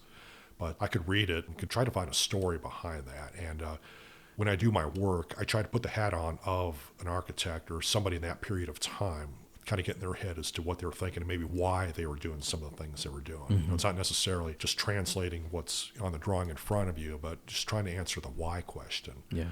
One aspect that helped me out, I know Osborne published a series of engineering manuals back in the early 20th century. Because right now you have like structural steel manuals and things like that. Anytime you could get on like research publications, maybe by some of the people who are involved in those designs, kind of helps understand their line of thinking. I mentioned specifications earlier. Reading the specifications for League Park, you really understand. That does answer a lot of questions, I think. We know that they sourced all their brick out of Columbus, Ohio, from a spot down there. Cool. They looked at 3 different sizes. They were very specific in the size of brick that they were supposed to use. That's cool. course, all the asbestos, between that's put on the roof and the waterproofing behind that, that's a story within itself. But it's all right there on paper. Cool. Which lesser known old ballparks have architectural features that you think deserve more recognition? We talked about Shibe. I know it's quite popular in the circular office space. I think that's kind of a unique signature element. Yeah. I think it would be fun to try to unlock some of these mysteries of these older wooden ballparks we talked a little bit about earlier, where documentation is very little. So anytime you could find something unique on that, I think would be kind of a nice piece of the puzzle to solve. Yeah. One thing I unearthed in my research on Crosley Field, I did find some drawings for that, which answered some questions that haven't really been very well documented when pressed and in books. Maybe that might be a project I take on at some point. But cool. Palace of the Fans, for instance, I'm still trying to connect the dots on some things, but probably one of my biggest finds is the fact that the locker rooms that were built in 1908, shortly before a fire, survived a fire and were used at Crosley Field. So a lot of those cottages that were down the right field line at Crosley Field, which the team used as dressing rooms, the visitors used them up till closing, till 1970. Wow. Probably the only trace back to the Palace of the Fans. That's cool, though. That's a significant one. Yeah. As I was researching Crosley, I made a point to get that information too. Well, I came across that. Of course, when I came across the drawings for those clubhouses, they were filed under Crosley Field. But as I was looking at them, I go, that's the footprint of the Palace of the Fans right there. So I started comparing those clubhouse designs from 1908 to what was there at Crosley Field shortly thereafter. Those are the same clubhouses. You had skylights right there and everything. And, they added a few little extensions, here and there on them. But I don't know if most people or anybody realizes that's probably the only legacy of the Palace of the Fans. And probably when they tore that down, nobody had a clue that those cottages were as old as they were. Wow, yeah. Yeah, a little interesting fact. We've talked a little bit about it, but tell me more about your relationship with the National Baseball Hall of Fame. For years, on the third floor, a pretty large chunk of real estate was dedicated to your work in the Sacred Grounds Ballpark exhibit, and they're getting rid of that exhibit now, but who approached who for that to come together? That was a result of some of the research I was doing on Comiskey Park. When I saw the article that the Hall of Fame had procured some old blueprints of Comiskey Park, that kind of got the ball rolling a little bit. I dropped a note to the curator at the time, Lenny DeFrenza, and he got back with me, and we kind of made that deal with the drawings. So from there, they were able to use that information to create the exhibits. Kind of sad they're getting rid of it. I thought it was very well done. Oh, it was great. I hope they still keep some of those experiences around. But some of the drawings that I was able to give them was on display there. So it's nice to be able to have some sort of tie into what people see on a daily basis. Absolutely. I did see it in 2011. I went up there for that. So it's still relatively new, at the time. Most exciting part about that is, much like when you go into a ballpark, you hand in designing. I just love being able to be a bystander and just kind of take in other people's experience. As people walk in, what are their impressions of it? You just kind of kick back and take that in. And I think it's fun to kind of see the engagement of people coming in. Of course. Kind of experiencing something that you worked on. What did it feel like to know that your work was on display at the Hall of Fame and that people can see and interact with it and relive those old stadiums, especially if it's a stadium they'd never been to before? Like, your work was that person's first experience with that ballpark. Like, what does that mean to you? That's, I think indirectly, that's the reason why I do what I do. Because it means a lot to me to be able to kind of hear people, kind of their first impressions. If they've never been to Ebbets Field or Comiskey Park, kind of see what their first reaction is. I think more often than not, people are pleasantly surprised. They always hear the stories, maybe how great the old days were. To watch a game, a lot of people, I'm sure, kind of brush it off as hearsay. It's just nostalgia. But it's opened their eyes. I think through my work, even what I do with bandbox ballparks, people say, hey, I never knew this existed, or I've always read about this. It's nice to be able to experience it for the first time. My dad was a Dodgers fan. He had a lot of tall tales, but able to kind of experience it firsthand has been quite refreshing. So it's fun to kind of hear what they are. But again, it kind of goes back to what we talked early on, is they have something tangible they can experience formally. Maybe an old movie footage or a book, which is all great. You experience these things in a different way that maybe you can't get through other medium. Yeah. Is there anything that we didn't touch on that you want to speak about? No, I think we've covered a lot. Yeah. This has been a pretty thorough conversation, I thought. I love sharing what I do, sharing my work. I appreciate every one of my nearly 10,000 followers, on my Yes. Twitter feed. If you had asked me this 4 years ago, I never would have imagined it would have gotten to this. I think long as people continue to enjoy what I do, I'll keep doing it as well. It's kind of therapeutic for me at the same time. Find a way to contribute to our national pastime, maybe in some way that's new.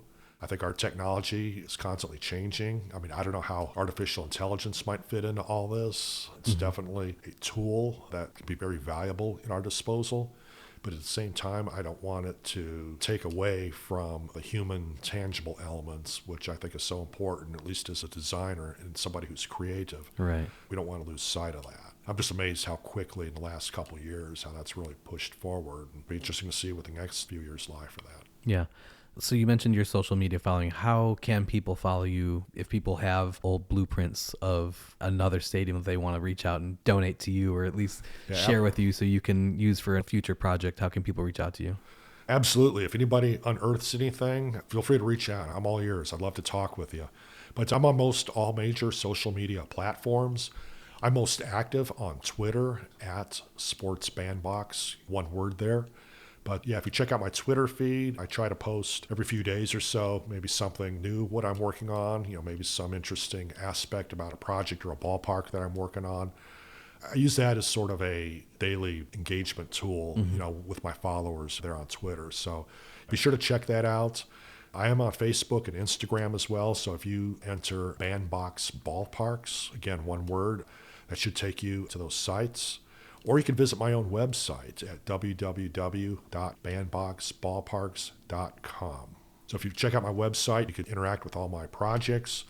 I can give a little bit more background there. If you want to reach me via email or direct through Twitter or one of the other platforms, I'm certainly available that way as well. And for those who don't know, what is a Bandbox Ballpark? Where does that name come from? That actually a moniker going back to the early days of baseball, probably the early 20th century, was really my first time I've seen it used in print media. When you refer to a bandbox, it's usually through a short or a small urban ballpark or area. Sometimes they're called jewel boxes. I thought bandbox had a nice ring to it. Yeah. But certainly that's sort of the impetus to collectively insinuate what I do. And I think it's a basis of our sporting venues in these urban environments like that. Bandbox ballparks is a nod to that. Yeah, very cool. Just on a personal level, the fact that of the 4 ballparks you've done, 2 have been like very important to me personally. Growing up in Chicago as a White Sox fan, like the Comiskey Park project, I fell in love with it as soon as I saw it. And to follow your progress over these past few years with your social media following growing the way it has, the fact that then your next project was League Park, and now I work at the Baseball Heritage Museum at League Park. I've played on that field. Like I live 10 minutes from it. It's so cool to see your work and imagine what that place must have been like in its heyday, because it was demolished 7 decades before we sit here today, and 3.5 decades before I was born, so that I never had a chance to see it, but I feel like I have because of your work. So thank you for everything that you've done, and thank you for sitting down and taking the time with me. We should do it again sometime. Absolutely, Dan. I enjoy sharing what I do. I love talking baseball in ballparks. So looking forward to talking with the folks and the fans around there. Cool. Thanks, Brian. Thank you.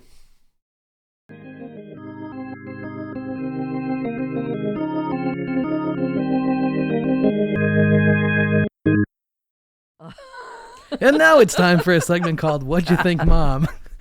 Where we talk to my mom who just listened to the interview with me, and we ask her what she thinks. This is my real actual mom. Her name is Lori, but I've always just called her Mom. Can you say something to prove that you are my mom? Yes, the first 3 ballparks that Brian referred to were Comiskey, League Park, and Shibe Park, and I have been to all 3 of those sites with you. Pretty cool. Right? Yeah. I don't think there are too many moms who could say that about their sons, so you got me. So what did you think of the Brian Powers Bandbox Ballparks interview? I was excited to hear it because years ago you had introduced me to the Comiskey Park video he did, and I loved it. So I was very excited to hear this interview. One of the things that I wasn't expecting was how eloquent he was and how evocative his words were, especially as he kind of set the tone for the whole thing at the very beginning, talking about going to Comiskey Park as a college student and seeing the new one rising out of the ground and his 30-year odyssey. I also liked how he referred to Old Comiskey Park as the old lady when he was talking about that trip. He said he wanted to go see the old lady one last time in her last year. Yeah, but also the presence of baseball. Very evocative terms that capture what he does for his life work. Yeah, I think one of my biggest takeaways from this interview was that you can get access anywhere you want if you just tell a building manager that you're studying architecture and you want to take a look around. Oh, God. And they're just like, You have a new line. Watch out, world. I went on eBay and you can get a hard hat for $18, and that's all it's going to take. Yeah. But it's so cool to me that Brian has had all of these intimate experiences with historic ballparks, from Old Comiskey to Rickwood Field to Hamtramck Stadium, all because he was interested in architecture and baseball and just decided he wanted to do something and thought that that sounded cool. And I'm going to go visit these places. And I work and live 90 minutes away from this stadium that's being renovated. I need to be a part of that. And he just went and did it. And now, yeah, it looks great on his resume, but he's got this incredible experience. For somebody who loves baseball and loves architecture, what more could you ask? But it also comes back to you are who you were when, because the seeds of this all start when he's a kid and he's interested in drawing and he carries a sketch pad with him and he has these great experiences traveling abroad that open him up to architecture that is mind-blowing when you are standing in front of the Coliseum and you are thinking what year that was built. Americans just don't get that here. And he said the perfect thing, that travel is an integral part of experience. Your mental horizons expand so vastly when you travel and see these different things. So all of that informs the person that he grows into. And his experiences in Europe, if he grew up in America during those years, he would have been around brutalism as the architecture. Right. Like when I went to Southern Illinois University, and all of the buildings were from the 60s and 70s, and they were just the ugliest. It's just square or rectangular concrete buildings. There's no arches. There's no beauty. It's just, here's a bomb-proof building. It's horrific. And that's what was happening in America at that time. So for him to be out of the country, great. For him to see these all-time classic, world's greatest buildings. That's right. He got real incredible life experience during those years. Well, whatever got him here, I really appreciate it. I love that his interest starts with a respect for the game because his mom's family in Cleveland is deeply rooted as baseball fans, and starting with his grandfather and just the experience of his grandfather going to see games back in the day and what League Park was and the atmosphere back then for his grandfather's era. When he starts bandbox ballparks, and he starts with Comiskey Park. Of course, as a Chicago girl, Comiskey Park is near and dear to my heart, and I actually was in the original Comiskey Park. My first memory of Comiskey Park is going to a game with my father and my grandfather and just listening to him talk about different features of it. For example, the conversation about Charles Comiskey making a decision to not use a cantilevered roof because of the cost that would double. Immediately, I was taken back to that first game, trying to look around a pole. That was in my way. Or as Ticketmaster would call it, an obstructed view yes, seat. Boom. Yeah. Watching the bandbox video that he did for Comiskey Park, when he talked about why he even started this venture, it was that he was looking at the experience through a fan's eyes of where do you go to get your ticket? Where do you go to then enter the stadium? How do you find your seat? You're on the concourse. Do you decide to use the restroom before you go find your seat? Do you decide to use concessions and get food before you go sit down? And as I was watching that Comiskey Park video, that's exactly what I was thinking. As the camera pans, he takes you right there. And it takes you right back to when you were in that stadium. Or even if you weren't, you've been in other stadiums, most likely, if you're watching that video. And you know what it was like to be in that one then. And you can't help but feel that. Yeah, Brian said, I could stand there and feel the legacy of what was there before, when he was talking about being in Rickwood Field before he helped to renovate it. And that's exactly why I've spent the last 20 years traveling around the country trying to visit as many former baseball stadium sites as possible. I never had a chance to see a game at Polo Grounds or at Ebbets Field, or really any of the places where Shoeless Joe Jackson played other than Fenway Park and Old Comiskey, which I was too young to really remember being at anyways. But when I go to the sites of the fields he played on in the Textile League in Greenville or barnstorming in small towns in Georgia, I know exactly what Brian is talking about, feeling the legacy of what was there before. You know, I took a road trip to Cincinnati in the summer of 2019, the 100th anniversary of the Black Sox World Series. And while Crosley Field, which was known as Redland Field back then, isn't standing anymore, I went to the site and triangulated exactly where left field would have been.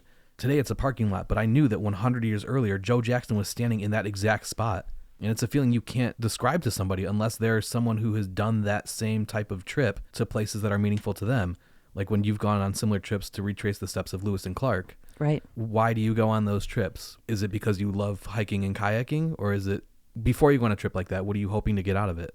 Whenever I go on any of those trips, you're exactly right. I want to be in that place and in that space. It informs you in a way, reading or looking at photos or looking at maps. You just don't get it.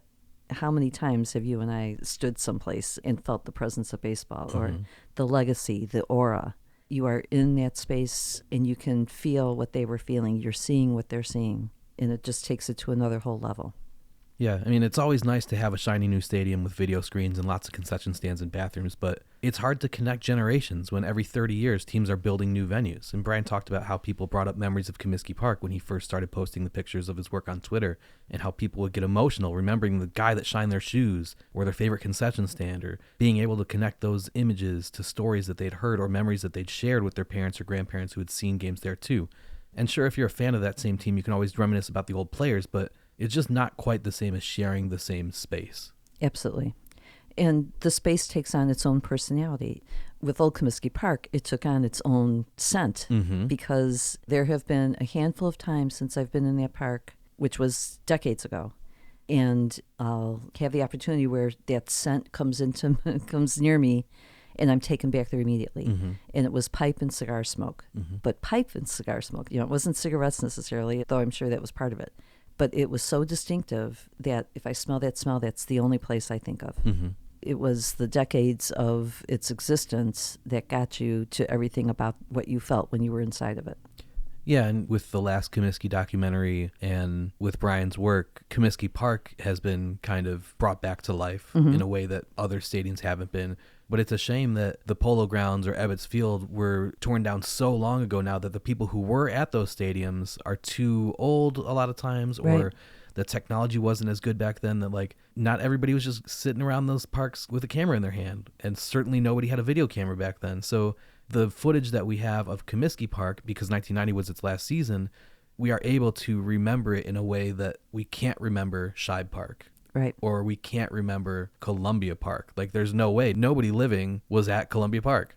Even if Brian finds the blueprints of that one, it will allow people to, quote unquote, visit it and see it for the first time ever. But nobody's going to come on Twitter and be like, I remember going to that park. Right. That, to me, is the gift and the curse of social media and technology today, that you can connect people with memories like that and bring everybody together. But then it also kind of, people feel like they don't have to go places because they're like, I can just watch it online. I don't need to go to a concert because I can just stream it. I don't need to go to the movie theater because I got a big, like, there is still something valuable about having experiences in real life and traveling places and being with people. I think social media has kind of taken that from us. Definitely. And it goes back to travel expands your mind and your experience. Brian often referred to League Park. And when you are at League Park, even if you just look through the fence and look at that field and you think of the players that played on that field, anybody who's listening to the podcast knows every single name. And you're thinking, it was right here. It's right here. Right. It's kind of mind-blowing how much history is on that soil. And when you go inside, because there is still original structure standing, what a gift that is, and that's been preserved. But the stairwell where all the visiting teams went down to have access to the field, it's just a who's who. It's the Hall of Fame in action for those early years. Right. Something I think often, and something I definitely thought about a lot during the game that I played on that field, was how many places in the country can you stand where Cy Young threw a pitch from? Right. Or stand in the same batter's box where Joe Jackson swung a bat. Like, yeah, if you can finagle your way onto Fenway Park's field, sure, that's one of them. Tiger Stadium in Detroit kind of had the same type of renovation that League Park in Cleveland has, where that site is now a field again. Rickwood Field has seen a ton of Hall of Famers play there, but that's about it. You know, there's only a handful of parks, there's less than 5. And to me, it was so interesting how often Brian spoke of community. It's just so clear that Brian spends a lot of his time thinking about how the architecture affects the community in which the building sits. And when you talk about League Park and the Huff neighborhood, and you talk about Comiskey Park and the South Side, like the way that those ballparks fit into the community and the neighborhood and the people, and like the way that everybody experienced those parks. The reason the Dodgers are called the Dodgers is because Ebbets Field was in a neighborhood, and the trolleys went down the streets, and the fans were walking across the streets, and they had to dodge the trolleys. Mm-hmm. So the fans were called the Trolley Dodgers, and then the team is just like, oh, we'll just be that. Yeah. That's how integrated the ballparks were with the communities back then. And Right. when you have the trend that we see today of teams building ballparks 30 minutes outside of a city center because they bought 120 acres of land, Right. and they can build a hotel, and they can build 5 restaurants, and they can build 3 bars, and they can build parking lots, and The whole entertainment center It is defeats the money purpose. driven. Right. that's not what a stadium is for. For the team, sure, they want to make that money, but it's for the shared experience. Mm-hmm. And when you're pricing so many people out with things like that, if you don't have public transportation that can take you to that place. So now, okay, the tickets are already $100 a piece. Now you got to pay $30 for parking. Like, it's a $500 affair to Right. take a family to a ball game. That's not what this is for. Mm-hmm. That's not what sports was for. That's one of the things that is so interesting to watch in some of Brian's videos, or he'll have old pictures sometimes that he posts on his Twitter account as he's going through and doing the research, and he'll have actual photographs of the ticket booths, Right. and it's like 50 cents admission. Yeah. Okay. How do you think you got an entire city to fall in love with a baseball team? Because people were going to the games because they could afford to. Mm-hmm. Again, something that is lost now. Well, when he talked about the cost of building Comiskey Park Right. versus what it would be in today's dollars, or the time frame of Right. it. And granted, there's a lot more that goes into the building now. I get that. Mm-hmm. But what did we say? It was like 8 months start to first pitch? Yeah, I think they broke ground February 15th and were playing their first game by July. Yeah, it took me longer to build you. Right. Going back to our history with Shoeless Joe and Where Triples Go to Die, when we first moved to Greenville, there was a mural on one of the West Greenville buildings that had that saying, Where Mhm. Triples Go to Die. And there was Joe with his glove up in the air, and to go to League Park and see where he did that, Mm-hmm. being in the space, it meant everything. And seeing the configuration of what was the necessity of the way that field was built Mm-hmm. to match the confines of the physical space it was on, it just added another whole element. Yeah. You wouldn't get that from reading. You know, how many times did I see that mural? How many times did I hear that saying? Never put it together to what that exactly meant. You're there, and it's like, now I get it. Yeah, another thing that is so great about places like League Park or Tiger Stadium, the ballpark on the corner there, when you can walk on the field and really get the perspective, because even if you go to baseball games, okay, from home plate to center field is 400 feet. When you're sitting in the stands, you don't really feel what 400 feet means. But at League Park, you can walk on the field, Yeah. and you can go stand 400 feet away and realize that you're still 60 feet from where the wall is. Right. 400 feet's a long way. Mm-hmm. 460 is crazy. And then you see places like the Polo Grounds where it's 483 and then there's the alcove past Right. that anyways. Or the Huntington Avenue grounds in Boston where it was 615 Yeah. feet or something in the dead ball era, no less. Yeah. Like, Yeah. to be able to stand on that field and get that true perspective where you see, okay, 290 feet to right field isn't very far. Yeah, it's got the huge wall, but like, okay, I'm still going to get hits there. If the ball gets by the center fielder, you're not going to stop him. Right. It's a guaranteed inside the park home run almost. Mm-hmm. Those experiences that going to the space, you can see it's different than going to a game at Progressive Field or going to a game at Fenway Park. Sitting in the stands, all the dimensions look different Right. when you're on the field and you're like, oh my God, Yeah. this was a throw. Yeah. Or you think of Tris Speaker. You've got 460 feet to the outfield fence, and he's playing shallow enough that he can have unassisted double plays as a center fielder. The guts that takes, if a ball gets over his head, it's a home run, Right. inside the park or otherwise. Right. And he's still like, yeah, I know, I got it. Yeah. I'm Tris Speaker. Yeah. So when you hear those stories, to stand on the field and see this is where Tris Speaker stood. He stood right here. Right. That's an experience you can't trade. So maybe it's just me, but one of the things that came up was about how so many baseball fans have the quest to get to every park. Mm-hmm. For me, I don't have that quest, Mhm. but to go to these old parks, I'm there. Yeah. When we went to Philly and we went to Chi, but we also went to Columbia Park before that. Again, it was also a bandbox ballpark, dropped right into this neighborhood, and that neighborhood is still there. Those streets that define the footprint of the park are still there with the homes, the row houses. And we're walking around the perimeter figuring out, okay, well, which direction was home plate? And came across two guys who were residents of a row house. And their grandmother was the original owner of the row house when the park went up. And now they're living in there. And they're like, okay, what are you two doing? And when we tell them, they're like, you're kidding. We didn't know that. Yeah. It's same thing with Shibe Park.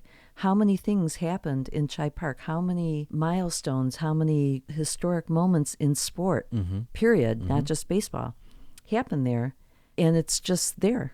But the other thing about these old parks, and Brian kind of touched on it with this interview, is that today ballparks want to stay relevant all year round. And, if you only have 81 home games, if your team doesn't make the playoffs, that means your stadium's empty and not being used 284 days. That's not a way to make money. And so Brian talked about specifically Wrigley Field, where they do every year Northwestern football plays a game there, and every year there's a soccer match on the field, and every year there's ice skating, whether it's an NHL game or they do a skating rink or whatever. Like, all of these different things, and it's such a novelty, and everyone's like, oh my God, what a cute idea. That's how these places were used. Right. There were boxing matches at Comiskey Park all the time. And same thing with League Park. And like, these stadiums were used. Right. And when you dig into the history of, it was more than just baseball that happened at these places, like you said. Political rallies and all sorts of things. The litany of historic events that happen at these places is far greater than just Shoeless Joe Jackson and Babe Ruth playing on the field, which is pretty cool in its own right. Yeah. But these stadiums had historical significance to the country as well. He also talked about when New Comiskey opened up and had its first games and everything, immediately other ballparks around the country that were looking to decide, are we going to rebuild or build again or whatever, right away looked at all the mistakes that happened with New Comiskey. And one of the first things to come out of that was Oriole Park at Camden Yards.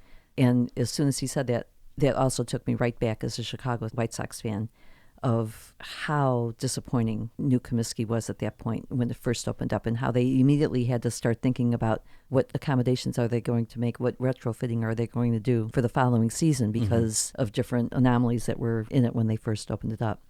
Going back to Camden Yards, we visited there in the off season, but it looked like it was a place that just captured all the nostalgia, was respectful of the history, but still was a cool place. And it was happening because of Cal Ripken. It was a place I so thought I want to go see a game there. Maybe I will sometime. I know Cal won't be there. That's okay. Yeah. But it just looks so inviting. And so they did that right. So they looked at what happened in Chicago and they took it and reworked it to something great. After Oriole Park at Camden Yards was built and they started playing there, it was such a gut punch to White Sox fans because it was like, oh, we could have had that? Wait, exactly. We could have had that? Yes. Brian mentioned Janet Marie Smith, right. And she's been a part of a ton of great ballpark renovations and reconfigurations and decorations and building from scratch. Like, she is an icon. But they also, like Brian mentioned, found a way to incorporate the warehouse. And they kind of built that up and made it a big deal that, like, oh, it's not just the ballpark. We're in this neighborhood. We've got this old warehouse. And then the way baseball kind of rewards, and I guess a lot of sports do this, but rewards cities for building a new stadium is like, okay, the next time we've got an all-star game opportunity, you'll get the all-star game. And so very early on, after Camden Yards opened, they got the 1993 All-Star Game and Home Run Derby. And Ken Griffey Jr. hit the warehouse in the Home Run Derby.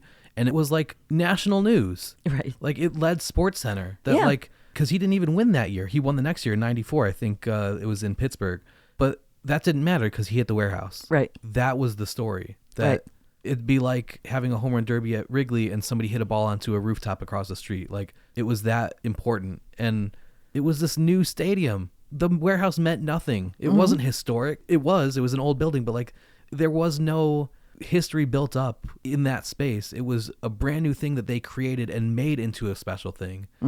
And the White Sox built New Comiskey Park. Right. And had concrete and blue was the color scheme. Yeah. And like, it was just such a shame that, especially in today's day and age, you know how much money is spent, you know how much research is done, you know how long it takes to build this stuff, and they didn't put it in the right direction facing this. Like, all these changes, all of these little things that it's almost like the architects and construction guys had never been to a game before. Like, these little things that, like, as an end user, you want a stadium to be or to have or Right. to feel like. And the new park didn't have any of that stuff. You had the steepness in the upper decks where people were actually getting nosebleeds, being afraid of heights. You felt like you were going to pitch over. As you were walking up, you felt you were going to tip backwards and meet your impending death. The only time you could see the beautiful Chicago skyline was when you were on the ramps and you came to the levels. Yeah. It was crazy. And the real gut punch was we had just been playing in Comiskey Park. Right. The baseball palace of the world. Yes, it was old, and yes, it was falling apart, and yes, it was dangerous to go walk up on the roof to put up the division champs flag, but it was still Comiskey Park, and if it had been 10 years later, we would have found a way to preserve it, because by that point, construction technology had figured that out. Like, Right. how can you save a ballpark like that? It's always funny to me when you hear somebody today say that current Comiskey Park is a bad ballpark. I know that they haven't been there since it opened, because it's not a bad ballpark anymore. It was when it opened. No denying that at all. But after the White Sox were awarded the All-Star game in 2003, they started beautifying it then. They changed the color scheme to like that slate gray and forest green, and all the seats are different colors, and they added shrubberies all over the park. Then the team wins the World Series in 2005. They get this huge influx of money. They do more. There's statues all over the concourse. And at some point pretty early on, they regraded the upper deck. They took out 7 rows of seats. So like all of the mistakes that were made initially have all been corrected. If you went to that stadium with no preconceived notions, if nobody knew this park was awful, they'd be like, yeah, that was pretty cool. You know, it's still facing the wrong direction, but other than that, it's got some of the best concessions in all of baseball. The food is incredible. Well, yeah. Yeah. It's got the scoreboard. It is a decent park. But how about Brian mentioning groundskeepers living in the stadium? Oh, my God. Oh, my God. So many things to say about that. How many punchlines did you have in your head? My first thought was, is that where Harry Carey shower came from? But when you think about it, that is a great idea, because if there's an unexpected rainstorm or a weird weather thing happening, like you've got your guy right there who can throw the tarp on the field or figure it out. All jokes aside, what a concept. And how was it there? You know, how long was it there? Because I'm going to guess that they eliminated it at some point. But there were other parks that did that same thing. The Polo Grounds had that same exact thing. And the kid whose father was the last groundskeeper at the Polo Grounds for the Giants is still alive. And he talks about that like, yeah, I was, 9 years old and I'd come home from school and ask if I could have a friend over. And so my parents would call their parents and they'd give them the address. And it's like, yeah, it's the Polo Grounds. Right. Knock hard. Where are you really going? Yeah.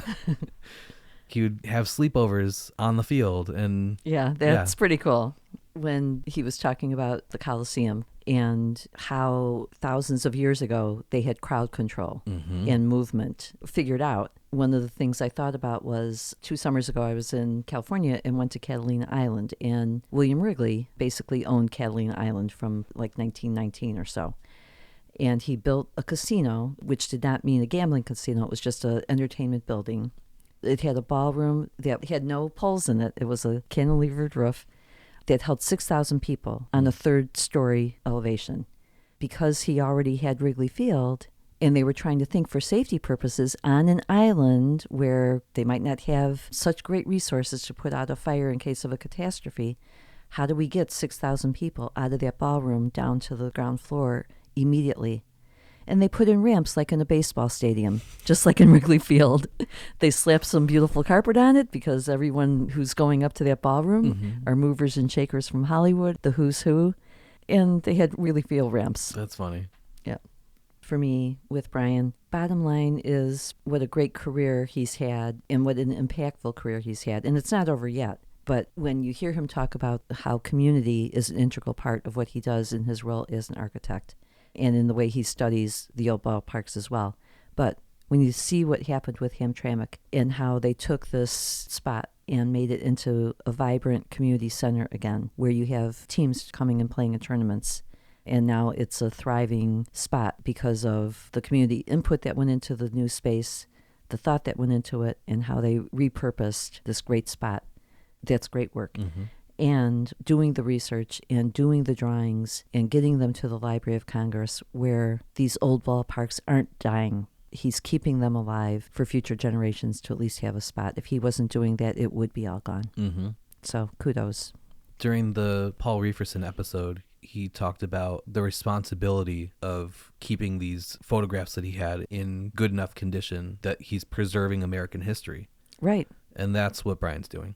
Exactly. You know, it's not just for sports fans. These are significant buildings in a city's landscape, in a city's architecture. So yeah, the fact that Brian is giving future generations a chance to see them and experience them and take tours of them virtually.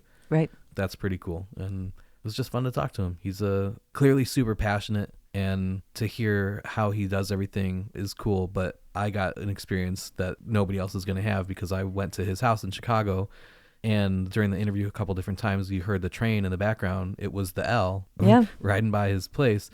But after the interview was over, he's like, all right, you got time to come check out my office? I was like, yeah, I got time. Oh, yeah. And he's got this flat file storage unit that is all of his blueprints. He's got the set of Comiskey Park blueprints. It's crazy. He's got League Park, and he's just like taking them out, throwing them on the top. Look at this. Look at this. It's like, yeah, this is incredible. Like this is history. Even how he referred to the blueprints as the old linens. Right. And that just gives you the visual, Mm-hmm. not phraseology you're going to hear anymore. Right. It's an incredible collection. And to have been in his office and flipping through those pages, not just to see them for my own satisfaction, but to see them with him, and he can explain. Right. Because I don't know what a blueprint is. You know, like, I get it. I can see. But he can tell you, oh, this is what this means. And here's what the architect was thinking here. It was an incredible experience. So thank you, Brian. Really appreciate the time and all you've given. Mind-boggling. Yeah. Thanks, Mom. Thanks, Dan.